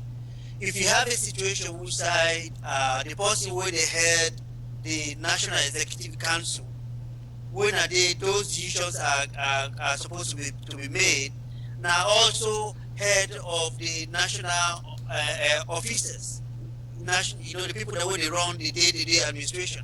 So if you have a situation like that, basically you are saying he's going to go there and say, you know what, I've forsake myself. So if we get another structure, a group of individuals and we're really neutral, who can come in with a different perspective, who will help this situation. But the structure itself is problematic. We need to make sure that, like in North America, one of the things that they make we survive and we are able to solve our problems a lot better than Salon. Now, because we have a party conference the chairman of which is different from the regional chairman, and the membership as well is different. In the Salon situation, even when you go to parliament, parliamentarians are openly divided along flag bearer lines. And therefore, if you have a situation like that, the problem is hard to solve. Right. So these leaders have to portray themselves as neutral. Therefore, be independent in their thoughts. They should even be independent in their finances. Because if you get for an old man, you get for rely on X or can't give you only a natty, you are not going to be independent. Right. And so, Sylvester, after the 2012 elections, na Sierra Leone, where the National Electoral Commission announced say APC win the election and SLPP lost the election, the party decided to take the National Electoral Commission to court. And because the plaintiff number one in that case at that time was the former presidential candidate winner, retired Brigadier General Julius Maada Bio, because of Naina being plaintiff number one, according to them in that case, then we call an emergency meeting on December 6th of 2012 for let them go discuss the way forward for the SLPP. And in that meeting, then we get for pass a resolution we then call Resolution 3 for continue for give political leadership to Julius Maada Bio, even though in a win election, and even though the constitution don't talk say when you lost election at national level, your position as flag bearer or presidential candidate of the party don't end, at that time. And so Moku people already talk say the problems that where the party get right now emanate from that particular Resolution 3. And so what are you going to tell reviewers then about that resolution, Mr. General? Well, the party constitution is very clear that when you lost national election as a flag bearer, you become an ex-official member. When you become an ex-official member, it means that you don't hold any position. Flag bearer not a perpetual thing, not a thing we get for day forever, not for election. Right? So that resolution was the beginning of the problem. And that's the reason why I respect people like Alpha Timo. Because Alpha Timo was one of the very few leaders who went up there and challenged that. It was completely wrong. I think at the beginning of the problem, but I equally do not believe that that's not the only source of the problem. Because if we have people then way, you get people then way, you just follow blindly. You should have an independent mind for no say, yeah, this is what this person get for do is wrong, and therefore me not get for follower. We cannot continue in a situation whose side we get for say, just because you don't lose an election, you get for the permanent. Now I make them change the constitution they say in bold the bold resolution when I go pass in 2010. Now I mean I go change the chairman of the party. They say chairman and leader.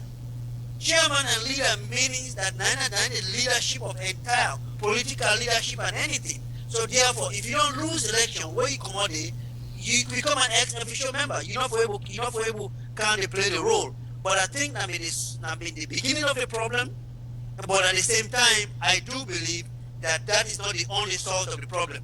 If, for example, the executive and we decide to be neutral and really know their role as national executive members, that then they therefore serve every member of the party and not just a wing, and snap for the good of the party, who for now they are in a much better position than who are with it.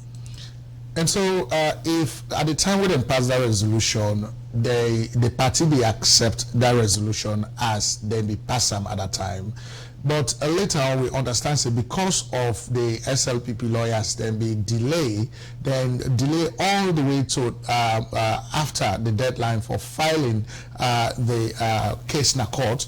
And so therefore the court ended up for to weigh the case outside of the court. So that case will be the talk say against the National Electoral Commission was null and void. And so if that case was null and void, do you think that the former presidential candidate of the party, when Julius Madabio, still continue for provider political leadership in the party? No. Political leadership ceases the sooner they release the results. The sooner I don't release the result, you cannot serve anymore. But what I try to say is, and this is also one of the areas that some of us really get disappointed. Right. If we have all these brilliant lawyers, people that we say, oh, these are people who are very brilliant, these are lawyers, these are people that way they serve the interest. How come they get for left sit down until the time pass? It really doesn't make any sense to me. And how you get for left sit down till the time pass? The fact of the matter is that Julius Madabio, Bosco, a brother, and Bosco.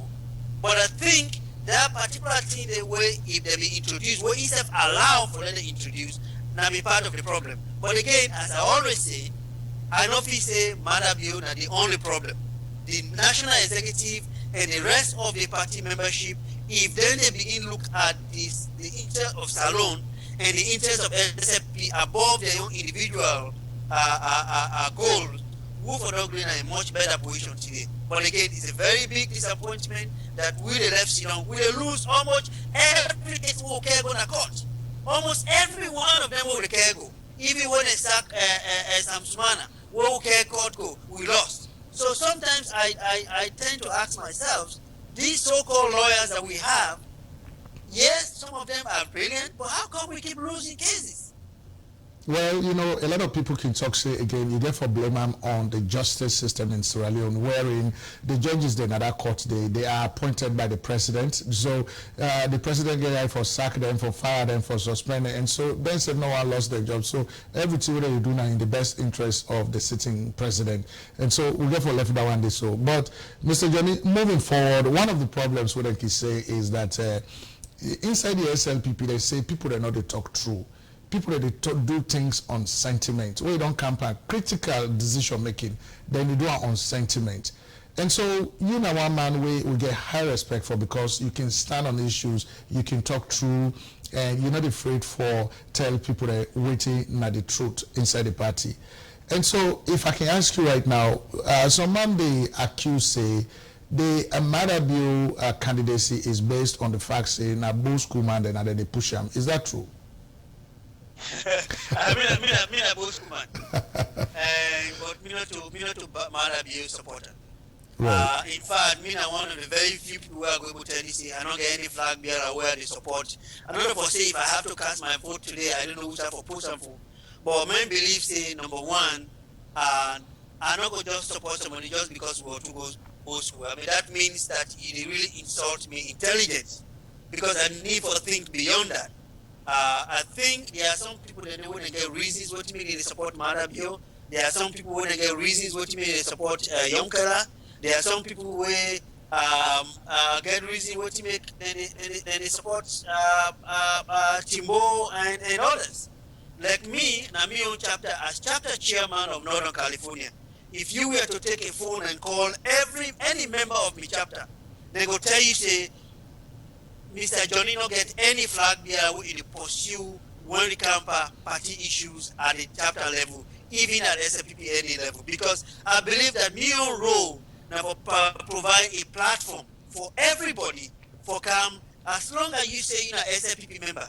A typical example was in December where Munda Rogers be one come now. In that time they I'm actually be there on the way for go salon. I call me executive, I call me organizing secretary, I say, we have to make everything possible for them to make sure this Maya go be able to talk to the party membership. Because that is supposed to be our role.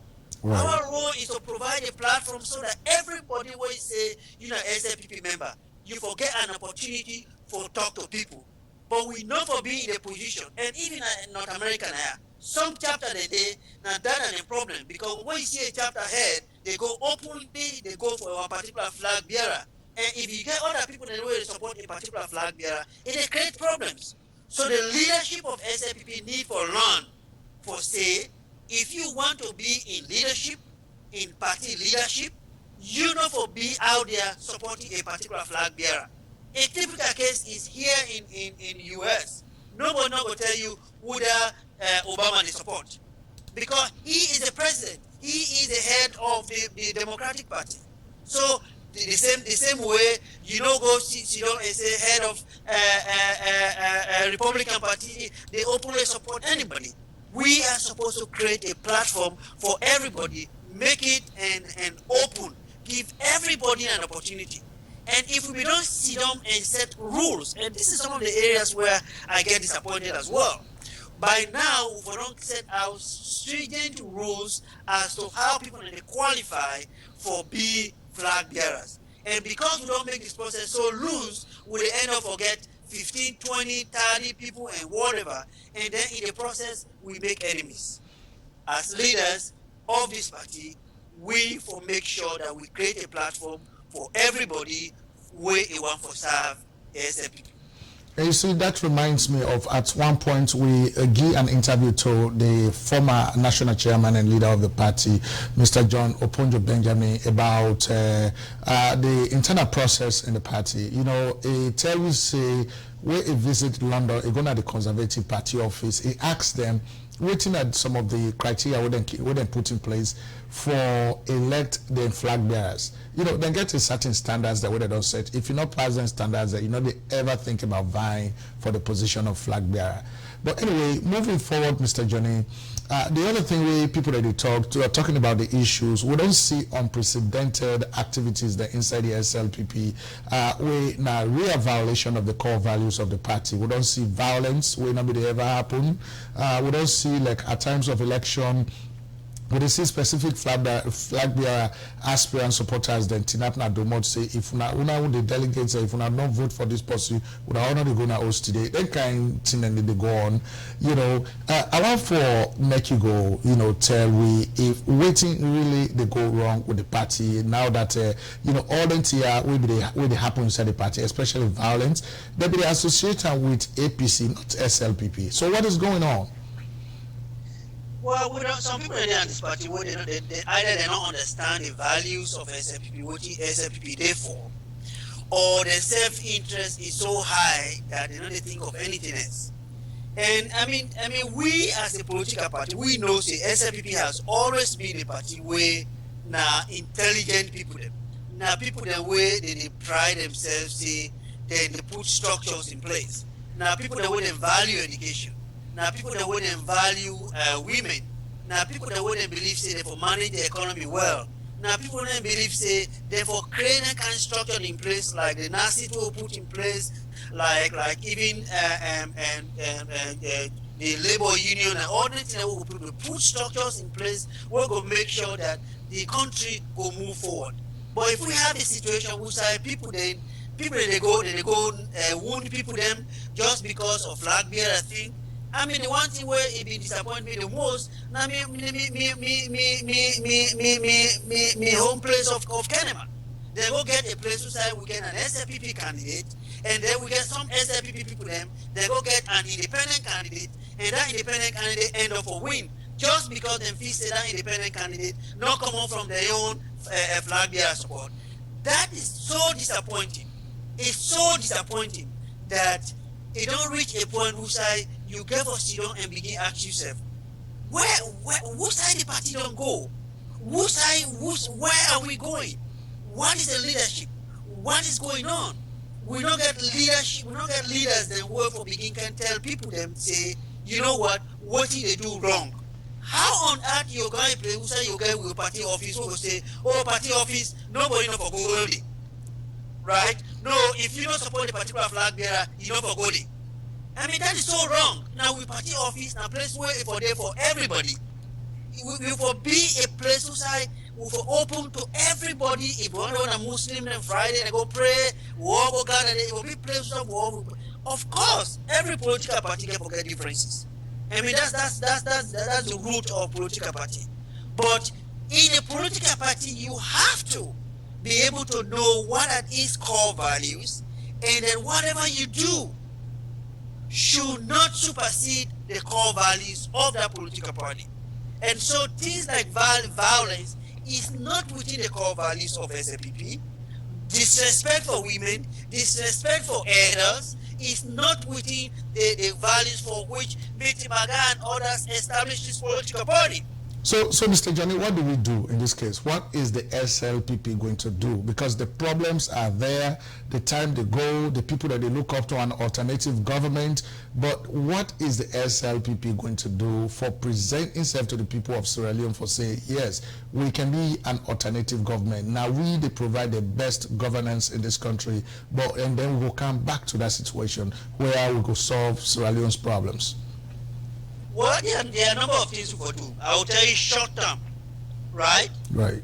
Short term, the national executive yada, then all for go, meaning get an independent interim executive where we will come together and conduct lower level elections, take and go na the convention. Because at this point in time, we are so polarized that if you have them conducting election, it's going to be problematic.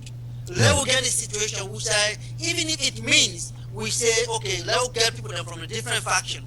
This faction give 6, this guy faction give 6, and then maybe the national executive give 2 or 3 added together and form the interim executive.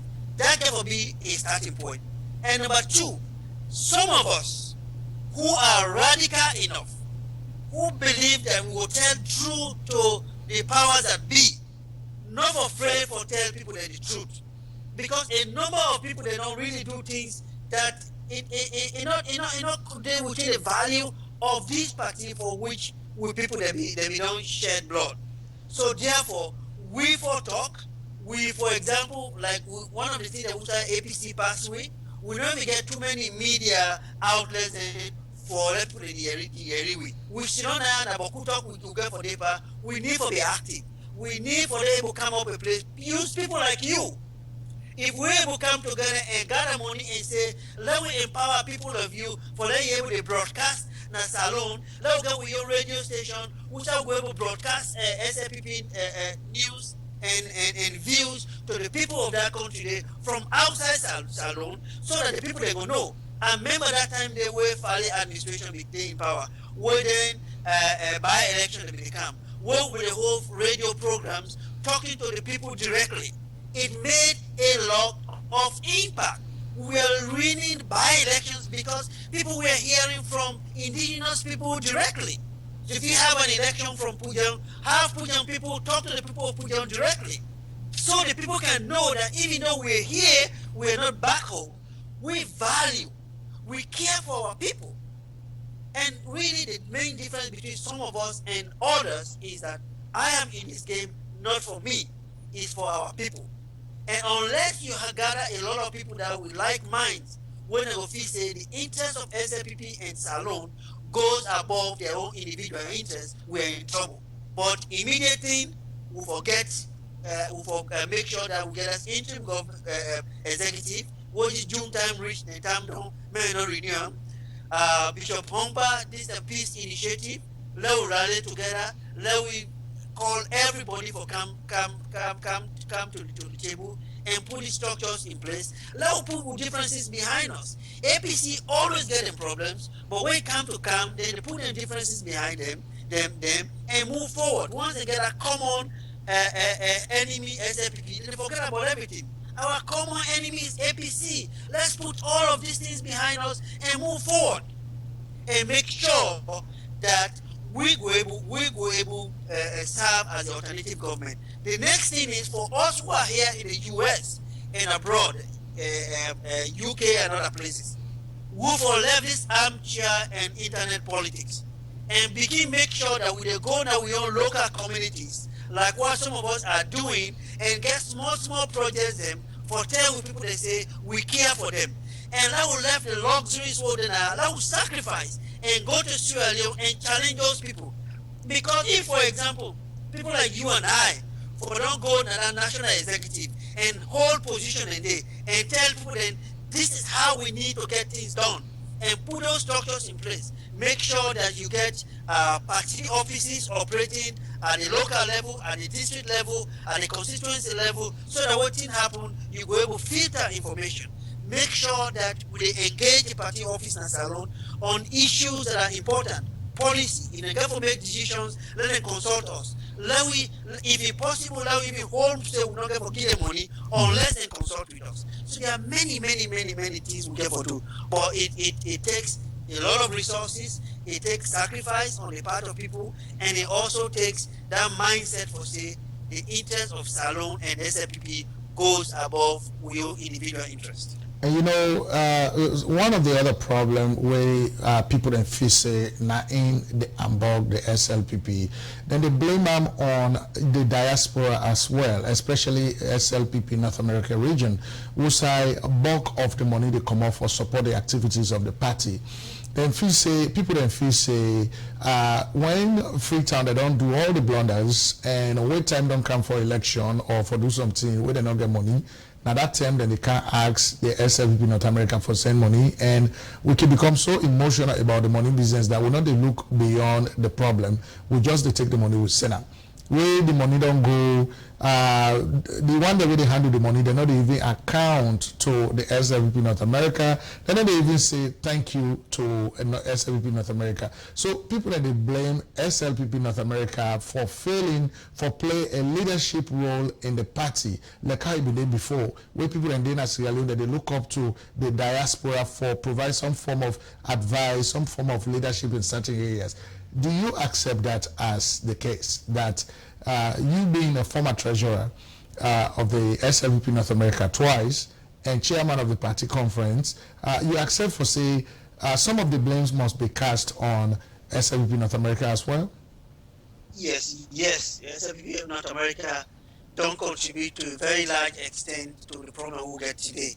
Mm-hmm. And I think if we were objective, I mean let's really be factual and be honest with yourself. What did happen among Sierra Leoneans? If, for example, if my cousin or my brother or somebody in another place, what time reach when I want to take radical decisions? Even when I'm not going to meeting, when I not take decisions. And then same people and they turn around and go leak that same information to them people and then it becomes problematic. If we don't talk, say, you know what, this and this, now we get for expect. And like APC, no matter what you say about APC, where APC kind of power, they do a lot for engage the diaspora. Even when SLPP been in the power, they were not engaging the diaspora that much. They feel say we're just an ATM.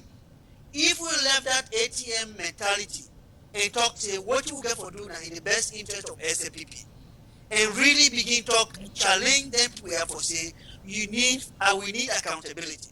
Now I may go in December. I go to the party office and I was talking to the treasurer and the finance people then. I remember somebody tell me say, oh well, we don't know say we are not sending money. I tell you about this cannot be true. If you call yourself finance person, you get bank statement and everything, we send that money there. Now me, my mother people will send that money there. The money go directly at the bank account. Right? So how you go talk to you know see them? Go check. Now that we don't have a position, we don't get an agreement now with them, we will get forgive them a bulk money every year. This SLPP North America now for begin to decide what are their own goals and objectives now this party. Are they going to just be there to be just be ATM for just the support of the party? Are we asking the hard questions? If a flag bearer they can't talk to we, when you win, how are you going to engage us? If you say time reach for make constitution, you not have to wait until everything done and go send a copy to we because you know party or we all come up from the same flag bearer camp. We should be engaged. We for being a then committee for make sure that we also play a role. But we camp we people in the way they are not objective. But I tell you, lately I think if the way they go, if we continue in that direction, if we start asking those hard questions, and I think it will be better. But again, to answer your question directly, SLPP North America is to a very large extent responsible for some of the things and what they happen in salon. Like for example, like even then online newspaper that we talk about, new people online who will be the sponsor. We don't let for sponsor that one. Some of that money we are coming directly for some of our personal accounts. For some of that we not donated to them. We don't even get an online newspaper. We don't even get a newspaper where we get intelligence now for the rapid response. We are not doing anything. Time reach camp at Census, we are left by the planning stage, we are not doing anything, we are not following through. What time reach now result come out, we begin holla. We begin write long press releases. That's not going to solve the problem. We in North America need for begin take a leadership role. Whether we like it or not, we are bigger than any other region, any other area outside Sierra Leone. We supply more money in that party more than anybody, and we get a lot more intelligent people in there for do much more than what we do today. Right. And so one of the other problems with people there, because once we made the announcement for say we're going to talk exclusively about SLPP this week and we are bringing you on, we started getting questions. One of the other questions, one of the comments that somebody sent to me was that SLPP failed in the 2012 elections because SLPP go into that election with a party that was divided. The person where the party being elected as the presidential candidate not be able to bring the party together. He allowed the party to go into elections divided. And even the management of the national campaign was not done properly because on the day of the election, now the Northern Province and some other areas in the country, there were no SLPP members to man some of those polling stations.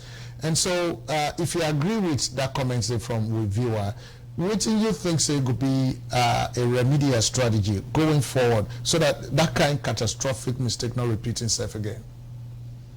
Well, in a problem, now one thing. For know the problem, now one thing. But what are you going to do about it? Right. This party here, we don't lost 2 elections in a row. I have not seen any proper document put together by this party for look at the root causes, how we came to where we are, and what are we going to do about it. I have not seen it. Maybe nobody not share with me it. But what we need to do is we don't already miss the boat on this census. Mm-hmm.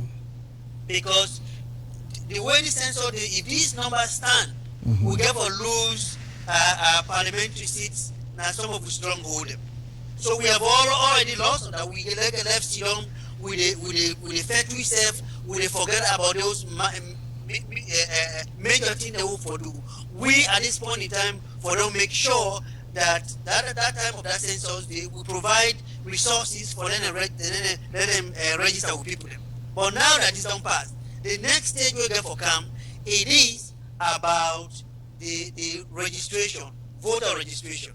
Voter registration, I think now the what we need for make sure we take them very seriously. Last time SLPP NA began for send money salon for support that processing. And I hope they get to do the same. But the party salon right now, not even talk about that.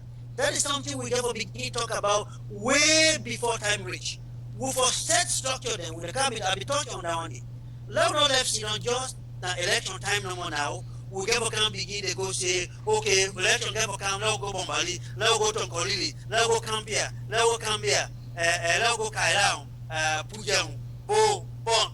Now we for certain structure in place, we for begin see how we go able to engage people them. And make we know say this party are a day above everybody.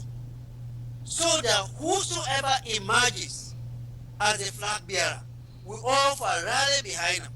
And even in our selection of flag bearer, let us look at people them that have the potential of winning national election. That will be for the voters to decide. But in terms of what we need for do, not only voter registration, not only making sure that the party, people that vote they go as national officers are neutral, they are serving the interests of this of the party, then they put plans in place. Last time when APC they come, somebody me for show me some of the campaign documents that APC be put together. Was very impressive. We SLPP seems as in about talk we get for day, we spend so much time online, but we come back and we're not doing much. So voter registration is key. Let's begin identify candidates. In America now, that's all they do. Some area they when they know say if the Democrat they know say then they are na presidential Republican in Boku. They see a Democrat when they know say even though he might not be the best candidate, but they know say that person they got potential for win, then they go recruit them. Good candidates for the most part, they're not a grab for themselves. Now you get to recruit them. What are we doing right now to identify people that when they go Tinap na Bombali? Now people never go to begin Tinap na Godrich, na Waterloo. Now other places of that country, they identify them. And people that want to not undertake development projects and then area that they where people that were able to listen to will go end up for win the election. And that will not going to be over focused on presidential. Now we also think about parliament. If we get enough people in that parliament for challenge what will happen, and even the quality of the people, because the quality name sometimes I even question about our parliamentarians as well, because some of the things that APC they get away with now because of the quality of the people there, or maybe now because they say for survive. But if we get very aggressive people them where they know what they do, you identify them, you recruit them, you support them, they go win election and make sure that we get a viable parliament, get women then involved so that we get a lot of women then as part of that process. It will help. So now just some of the things now they will do voter registration, organization of the party at different levels, identifying people to stand as candidates for those positions, the quality of the people go behind our flag bearer, make sure that in our selection of flag bearer, we select people who have the ability to win national election. And so, Mr. Johnny, for your information, according to our intelligence report, we understand, say, Dr. Jonathan Sandi, we don't present a strategy document to the SLPP leadership as to how we'll go win the next election. But for some reason, the leadership sit down for that document. So we don't know where to go on with that. But moving forward, SLPP is seen for the, like how you rightly talk, seen for the in a reactionary position instead of being proactive. You know, SLPP always left Sudan, things that happen, APC do what they do, then we grab now begin for react or, you know, begin for, you know, make noise. For example, the case of, you know, some Supreme Court judges were suspended by the president, the vice president was sacked by the president, plenty other things that they would have done, including even the buses that wouldn't bypass the procurement, steps that would have follow for the all of that. The SLPP being the main opposition party, for them to stand on issues like those, so that people that go see say we have an alternative government, even though not they in power. And so I'll bring the question back to you, being that you're one of the key people inside the party. you know, when the people then turn around, they look for an alternative government, because this being said, we don't hear you plenty key positions then from Mohammed Cameron by Mansoure. We're not just a new political party leader, we don't form a new political party. SLP is silent. Now, you know, if you say that aura of importance where the people that be attached to the SLP, they can erode away small. You are so right. I think we have failed the people of Sierra Leone to serve as a viable opposition for save that country from the direction which APC take right now. You remember by the time where Kabab be left government, they loan to the dollar, 3,000. Today it don't double. We talk about over 6,000. Nobody is talking about that. They will get press release about some of the things that will happen. Then they just don't. And I think we need to do a much better job. But all is not lost. That is the beauty. All is not lost. This party comprises of very intelligent people, and some of us, because of we attend college and that school, a lot of people that would take a position and they were able to provide sensitive information. We privy to some of those information in it. If they be done, they try to see how we will put something together and challenge that government. I think we're in a much better position. But as I say, all is not lost. There's a lot we can do. If we able to get set of people in a way that they serve the interests of the party more than flag bearer choice, and we are more independent, and then identify people then, maybe Ministry of Agriculture assign people then, they say, hey, now you start this for go look for information, and come back with this rapid response, what they talk about. Even SLP, there's a lot we can do. There was a point where we talk about legal defense force fund, for the begin put something together for them cases in the way SLP get for do. And maybe know the money will be cargo, will be get see for cargo, what became of that, etc., etc. But there's a lot more we can do. The people that where go December, the people that they yarn, they are looking for alternative. People are suffering. I mean, the livelihood of people, them, they're not in a good situation. We supposed to provide that alternative government for the people, so that they will look up to it. Let me even also be very careful, and this is something some people are not going to receive very well. But we for even begin look at the composition of the party and leadership, because sometimes even appearance. Me na one person, and I know say most people not going to receive this very well. Me believe say, for example, the head of the SLPP in Freetown need for be a Creole man, so that it will see that semblance say we represent everybody. We they show say we they cover everybody. Yes, I know say the majority of us were in the southeastern and them, but we will make enough effort for bring other people there on board, so that way they no more will go able to win, because the way the Salone, the southeast now we own area, but the APC affect we very seriously. There's not much we can do. Freetown is one area that we have the potential to win. If we are able to engage people, let us not let election come. Now we begin to go foot to foot, talk to people them, and engage people them, and see how we help. But again, as I say, all is not lost, but there's a lot much we should have done that we have not done. And so, the last question to you today, now a question about Kenema, the place who say you come out and who say me back come out. Me and you two come out from the same district. This is not a place where in our last report we show the major cities in Sierra Leone and how APC government don't reconstruct the city streets in the cities of Sierra Leone. We show Makeni, we show Bow, and of course we show Kenema. Kenema now the only place where don't left out, where the government don't deliberately abandon fixing those streets. During the dry season, Kenema now a dust city. During the rainy season, now a mud city. And you know, say dry season, when to pass that dust car up, the people that they inhale the dust and it becomes a sickness. during the rainy season, all them pothole they within at the turn, now they the mosquito then they breed, now they the malaria virus they breed, then go bet people and then get malaria.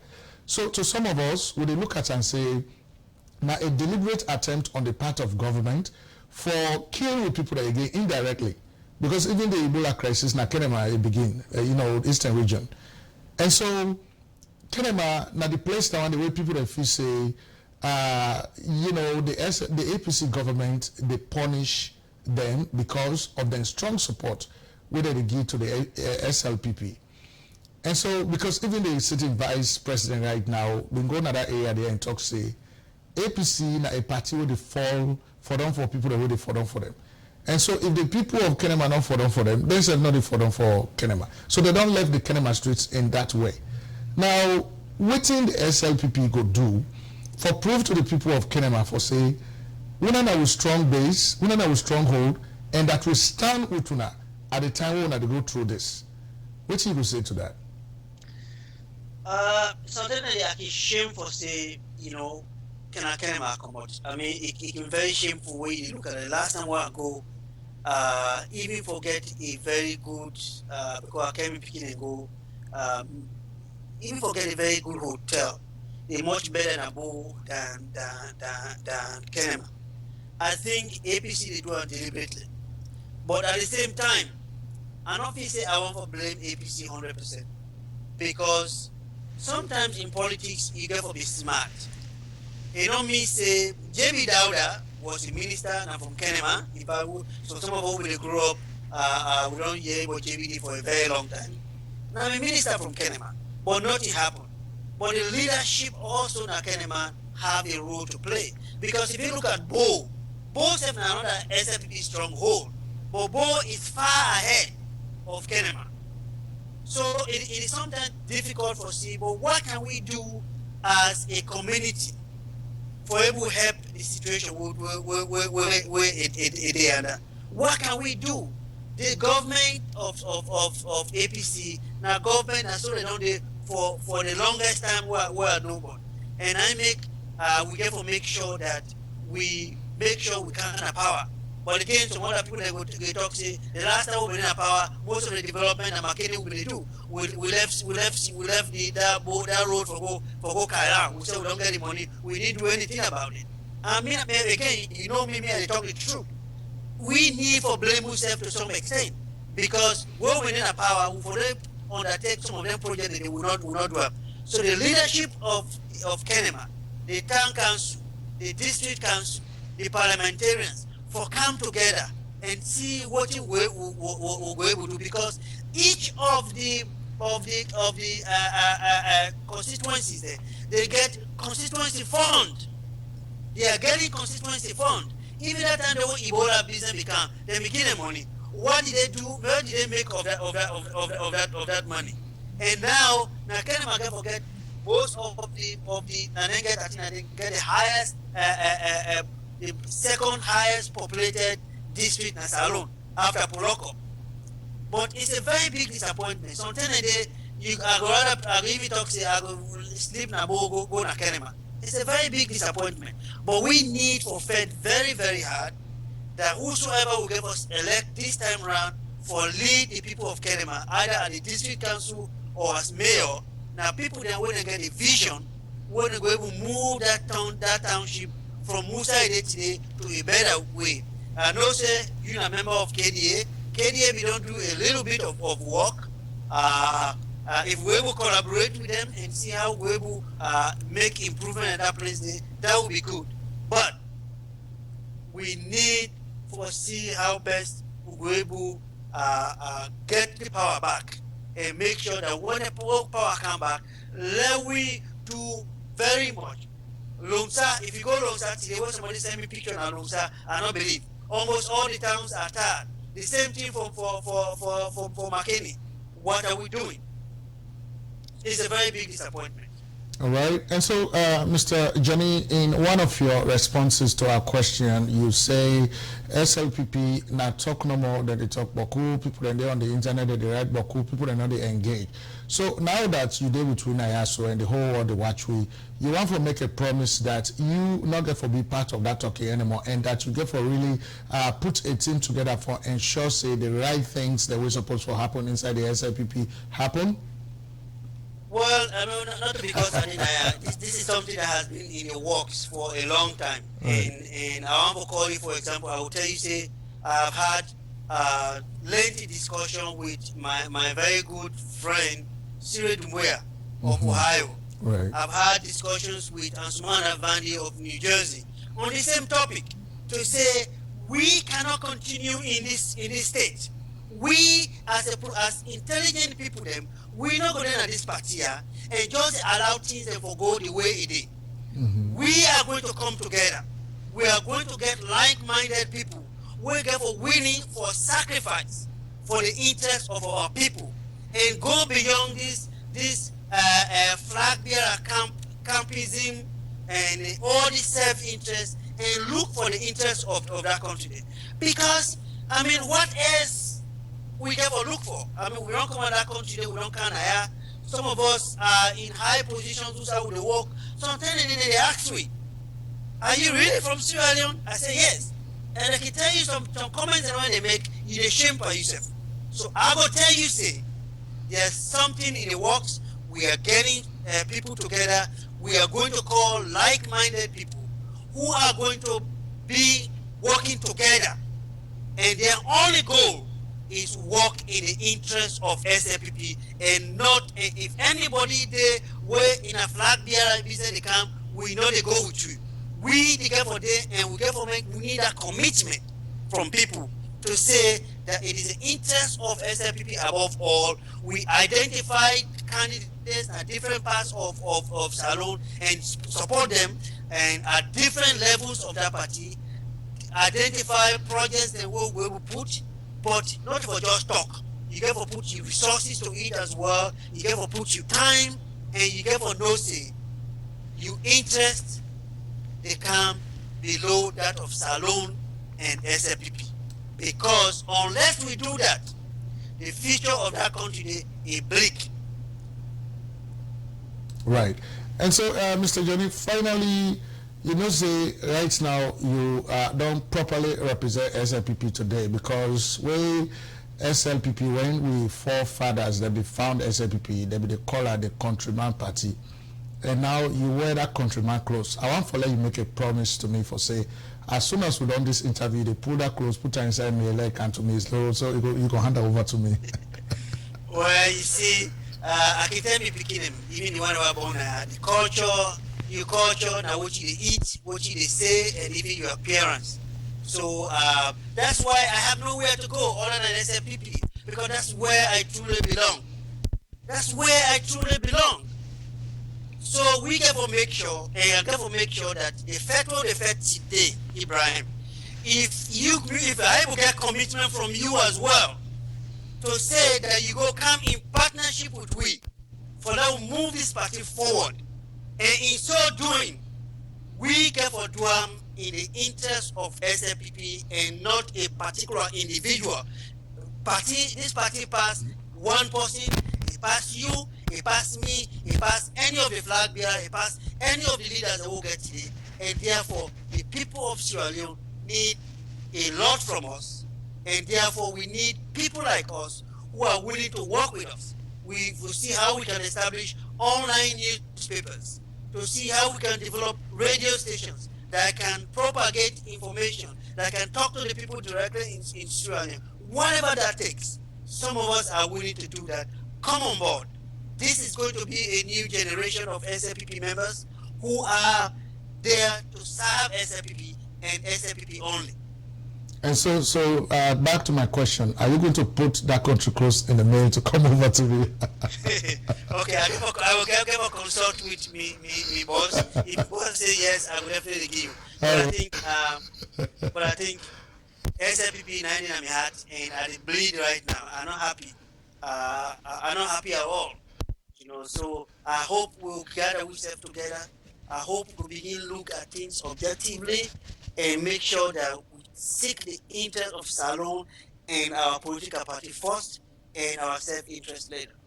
And so, ladies and gentlemen, that is Mr. Sylvester Johnny, former treasurer 2 times for the Sierra Leone People's Party North America region, and of course, former chairman of the Sierra Leone People's Party North American Party Conference. We thank you very much, Mr. Johnny, and of course, we're going to be following you to see how you're going to be pragmatic with some of these conversations we've had today. We appreciate you for coming on Sherix Broadcast Network, and of course, we expect that at any time we call on you to, to have a discussion on some of the key issues in the party and in the country, you will be ready to come. We appreciate you and we thank you very much, Mr. Gani. Thank you. Right. A violent flashback of a troubled past. Outside the headquarters of the opposition Sierra Leone People's Party, its supporters have clashed with those of the governing All People's Congress. Machetes, stones and bottles used in the fighting. SLPP members say police allowed a group of men in 2 black cars into the cordoned-off compound where they raped at least 3 women. In the chaotic aftermath, it appears to be opposition supporters being rounded up. We will take no compromise, no joke with anybody whosoever attempts during the night that comes in here to steal any property here will be shot on sight.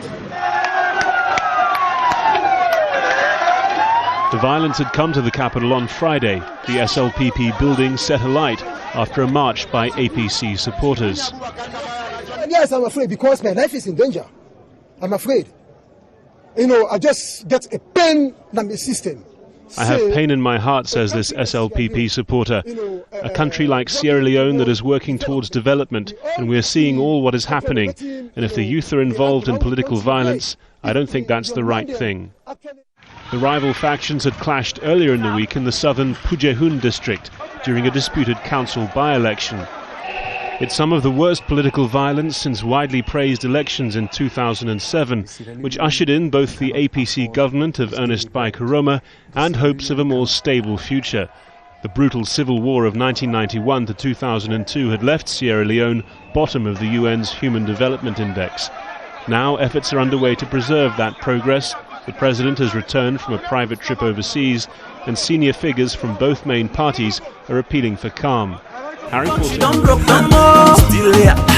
balai, Coco bear with the dio, Coco bear them just can't defendo. Now me and you the left row, and so then they let we be all we had, we call it was a passion when they see they read the manifesto. We hope when we get together, them the vote say shovel a lotto. We been friends and we don't get roses. For cool we power, they lay on a bed of roses, while them people they crying Allah. Still there, Gondo balai, I don't lie like Pawite, we don't tire, yeah. Even them who ain't lock them more toxic, we don't tire, yeah. We don't grumble na corner, we don't tire, yeah. We don't grumble na radio, we don't tire, yeah. Man don't apply diplomacy, we don't tire, yeah. If man don't suffer, we don't tire, yeah. Then diaspora, then don't speak, we don't tire, yeah. Abacha don't cha-cha, abacha, don't tire, so wait till I do 3 money, maybe na me no sabi calculate, so long man go check the figures, cause even them mumu we no better, Allah, ban the figures, I no believe, say una feel, say we no go ever figure, we going a $29 million road 90, say, we going a $8 million airport, na so then say, like say we na move, stuff with money, tifata, like say we na move, here we long story, like say we na move, it's don't be a them say it's deep of water, like say we na move, why una they treat we this way, like say we na move, una power, una return fire, why una not they talk safe but education, yeah, then say we on a salo make a tire, young boy cool, famble, they know all they see. All right, ladies and gentlemen, that is Emerson Bakari, one of the musical stars of Sierra Leone. In fact, at one time, one of the best musical stars from Sierra Leone. Of course, that's Coco Bear. Of course, I want to say a lot of thanks to you, Emerson Bakari, for that piece of song that we have used here. Of course, before that, that was Mr. Sylvester Jani, who was 2 times treasurer for the Sierra Leone People's Party North American region, and of course also chairman of the Sierra Leone People's Party conference. Otherwise we call him the Speaker of the House. Right, and that was the conversation here. And so I think we have learned quite a lot from the politics of Sierra Leone, especially with regards to the Sierra Leone People's Party. And of course, we still ask that you stay around as we continue to our next program. Of course, now we're gonna go exclusively to, get an answer to our riddle. Of course, our riddle for the week, we are going to provide an answer to that riddle. And so our riddle for today once more was, as you can see here, right? And of course, we had asked people to go directly to the recorded version of this video to provide answer to that riddle. We give you some time to exercise your brain. So hopefully you have the answer now. If you don't, and of course we're going to provide you with the answer, but the best place to provide that answer will be under the recorded version of this broadcast, under the comment section on our YouTube channel, Sherix Broadcast Network YouTube channel. That's where you provide the answer. And of course, if you disagree with our own answer, of course, but our answer to this riddle for today is lunch and dinner. Right? What two things you can never eat for breakfast? Lunch and dinner. So that is our riddle for tonight. Of course, it's pretty easy. It's just a matter of thinking very hard for you to provide that answer, right? So let's listen to some music and then try to go towards the end of our broadcast for today. All right. CJ, and lavish. And even though you get nice house, nice clothes, nice car, fine money, where you can spend for me, you look fine, and you really day line, yeah. And everybody want forget you kind. Baby, why you they make like you don't know? Say now you love, they make me go low, and I don't mind to spend me the low and give you everything you need, yeah. I like where you can talk to me. I like where you can spend for me. I like how you can smile, but I don't make up me mind it. You like walking all you like why they kiss and caress you. You like why they show you say I love you. Yeah, why you don't make up your mind it. I really appreciate it in the way you can do for me, CJ, but I don't know if I go love you, and I don't know. I know you really appreciate it in the way I can do for you, baby, but I wanna know if you go love me, and I wanna know. I don't wonder, I did doubt, baby, I don't wonder, baby, I did doubt, I don't wonder, I did doubt. You know makes me the wonder. The little thing that we do, go there between me and you.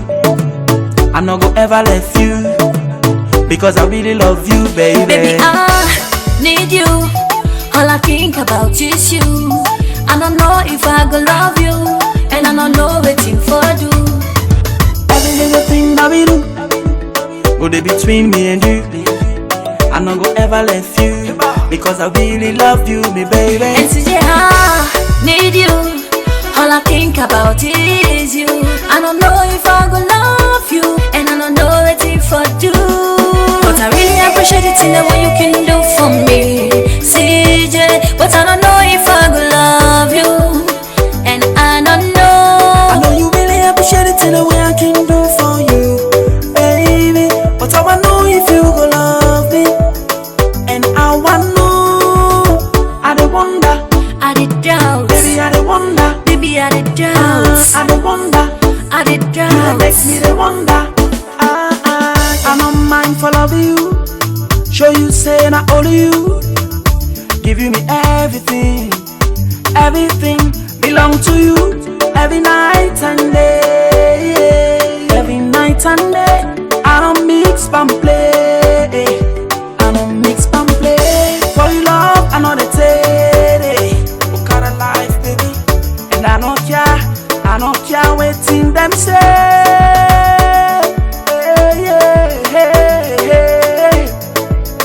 I like where you can talk to me. I like where you can spend for me. I like how tryna make up me mind it. You like walking all you like body kiss and caress you like show you say I love you.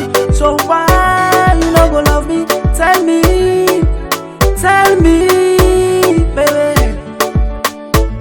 Girl, I really want from no. I really appreciate it in the way you can do for me, CJ. But I don't know if I go love you, and I don't know. I know you really appreciate it in the way I can do for you, baby. But I wanna know if you go love me, and I wanna know. I dey wonder, I dey doubt, baby. I dey wonder, baby. I dey doubt, I dey wonder, I dey doubt. You don't make me dey wonder, yeah.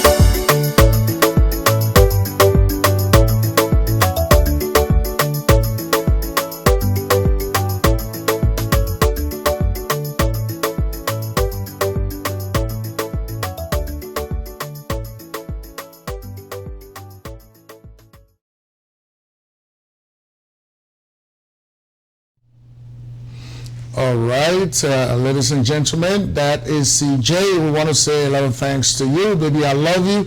Of course, that's a musical star from Freetown, Sierra Leone. We want to say exclusively thank you to you for that piece of track. And of course, we are about to recap on everything that we have broadcast today. Of course, the two areas of our focus today were on the census report that has been issued out by Statistics Sierra Leone, and of course the SLPP, the Sierra Leone People's Party, which is the main opposition party in Sierra Leone.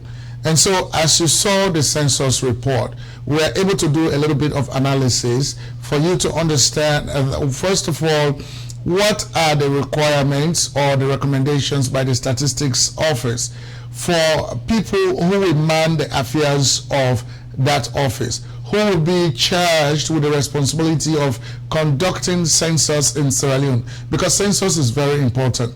It is a very sensitive information that is vital to the development of a country. And so that is one area where the country should never politicize. We should never play politics with the Statistics Office, because the information that the Statistics Office provides, if that information is tampered with, free-jetted, or maneuvered, it can go a long way to say how development will come to the country, because the information that they provide in the census report is key to development programs in the country, to stability in the country, to everything that will put a country together. And so based on our analysis, we were able to uncover that almost all of the officials who man the office of Statistics Sierra Leone are not qualified to man that office. They are not qualified to man the office. And so we are not sure if the information, the report of the census, of the 2015 census that they provided is even credible. You know, there are so many questions hovering around that report based on our analysis. So we want Sierra Leoneans to keep an eye on these things, because that is the essence of this broadcast network, because we are here to investigate, to analyze, to analyze information that is presented to us. The information we analyze today are based on fact, because they were presented to the people of Sierra Leone, part of which we are, and we were able to analyze that information, and we came to a conclusion that the people are not qualified, and secondly, they were chosen to man those offices based on political lines. They are all from Northern Province, and many of them are, about 90% of them are being key members of the ruling All People's Congress, or they are associated with that political party. All right? And so our next focus was the SLPP, the Sierra Leone People's Party, the main opposition political party in Sierra Leone. Of course, we were able to point out that it was that political party that actually led Sierra Leone into independence. It was that political party that started democracy in the country, because the party is based on conservatism and democracy. It is that political party that was able to encourage multi-party democracy in Sierra Leone. But because of the internal politics of the SLPP, not external politics, but the internal activities, internal politics of the party, in 1957, the party lost election to the APC because the then Prime Minister of Sierra Leone, who was also the leader of the party in the person of late Sir Albert Magai, who took over from his elder brother Sir Milton Magai. Sir Albert Magai placed much importance on the elites of the party, people who were educated. He placed them above the fundamental, founders of the party, the paramount chiefs, the local and traditional rulers. And so he became very unpopular. He was boycotted, and that's how the SLPP lost election to the APC. And then in 2007, the same thing happened. The son of Sir Albert Magai, Charles Francis Magai, left the SLPP and formed the People's Movement for Democratic Change. And he was able to take some of the members of the SLPP with him, and that's how the SLPP lost election to the APC.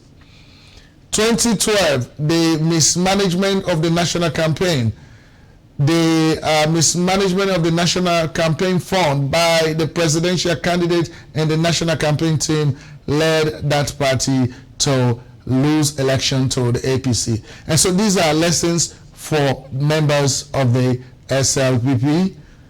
And so next, we are going to focus on the APC exclusively. We are going to bring you the APC. What is the APC? Who are the people in the APC? How was it founded? What has been its style of governance in Sierra Leone? That's going to be our next broadcast. But for now, I want to say a lot of thanks to you for watching. And of course, we appreciate you for staying here. And don't forget to go on YouTube, Sherix Broadcast Network channel, and of course, type in your answer to the riddle.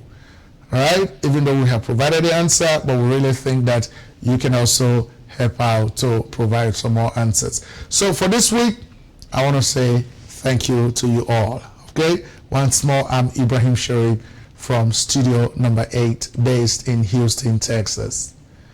All right.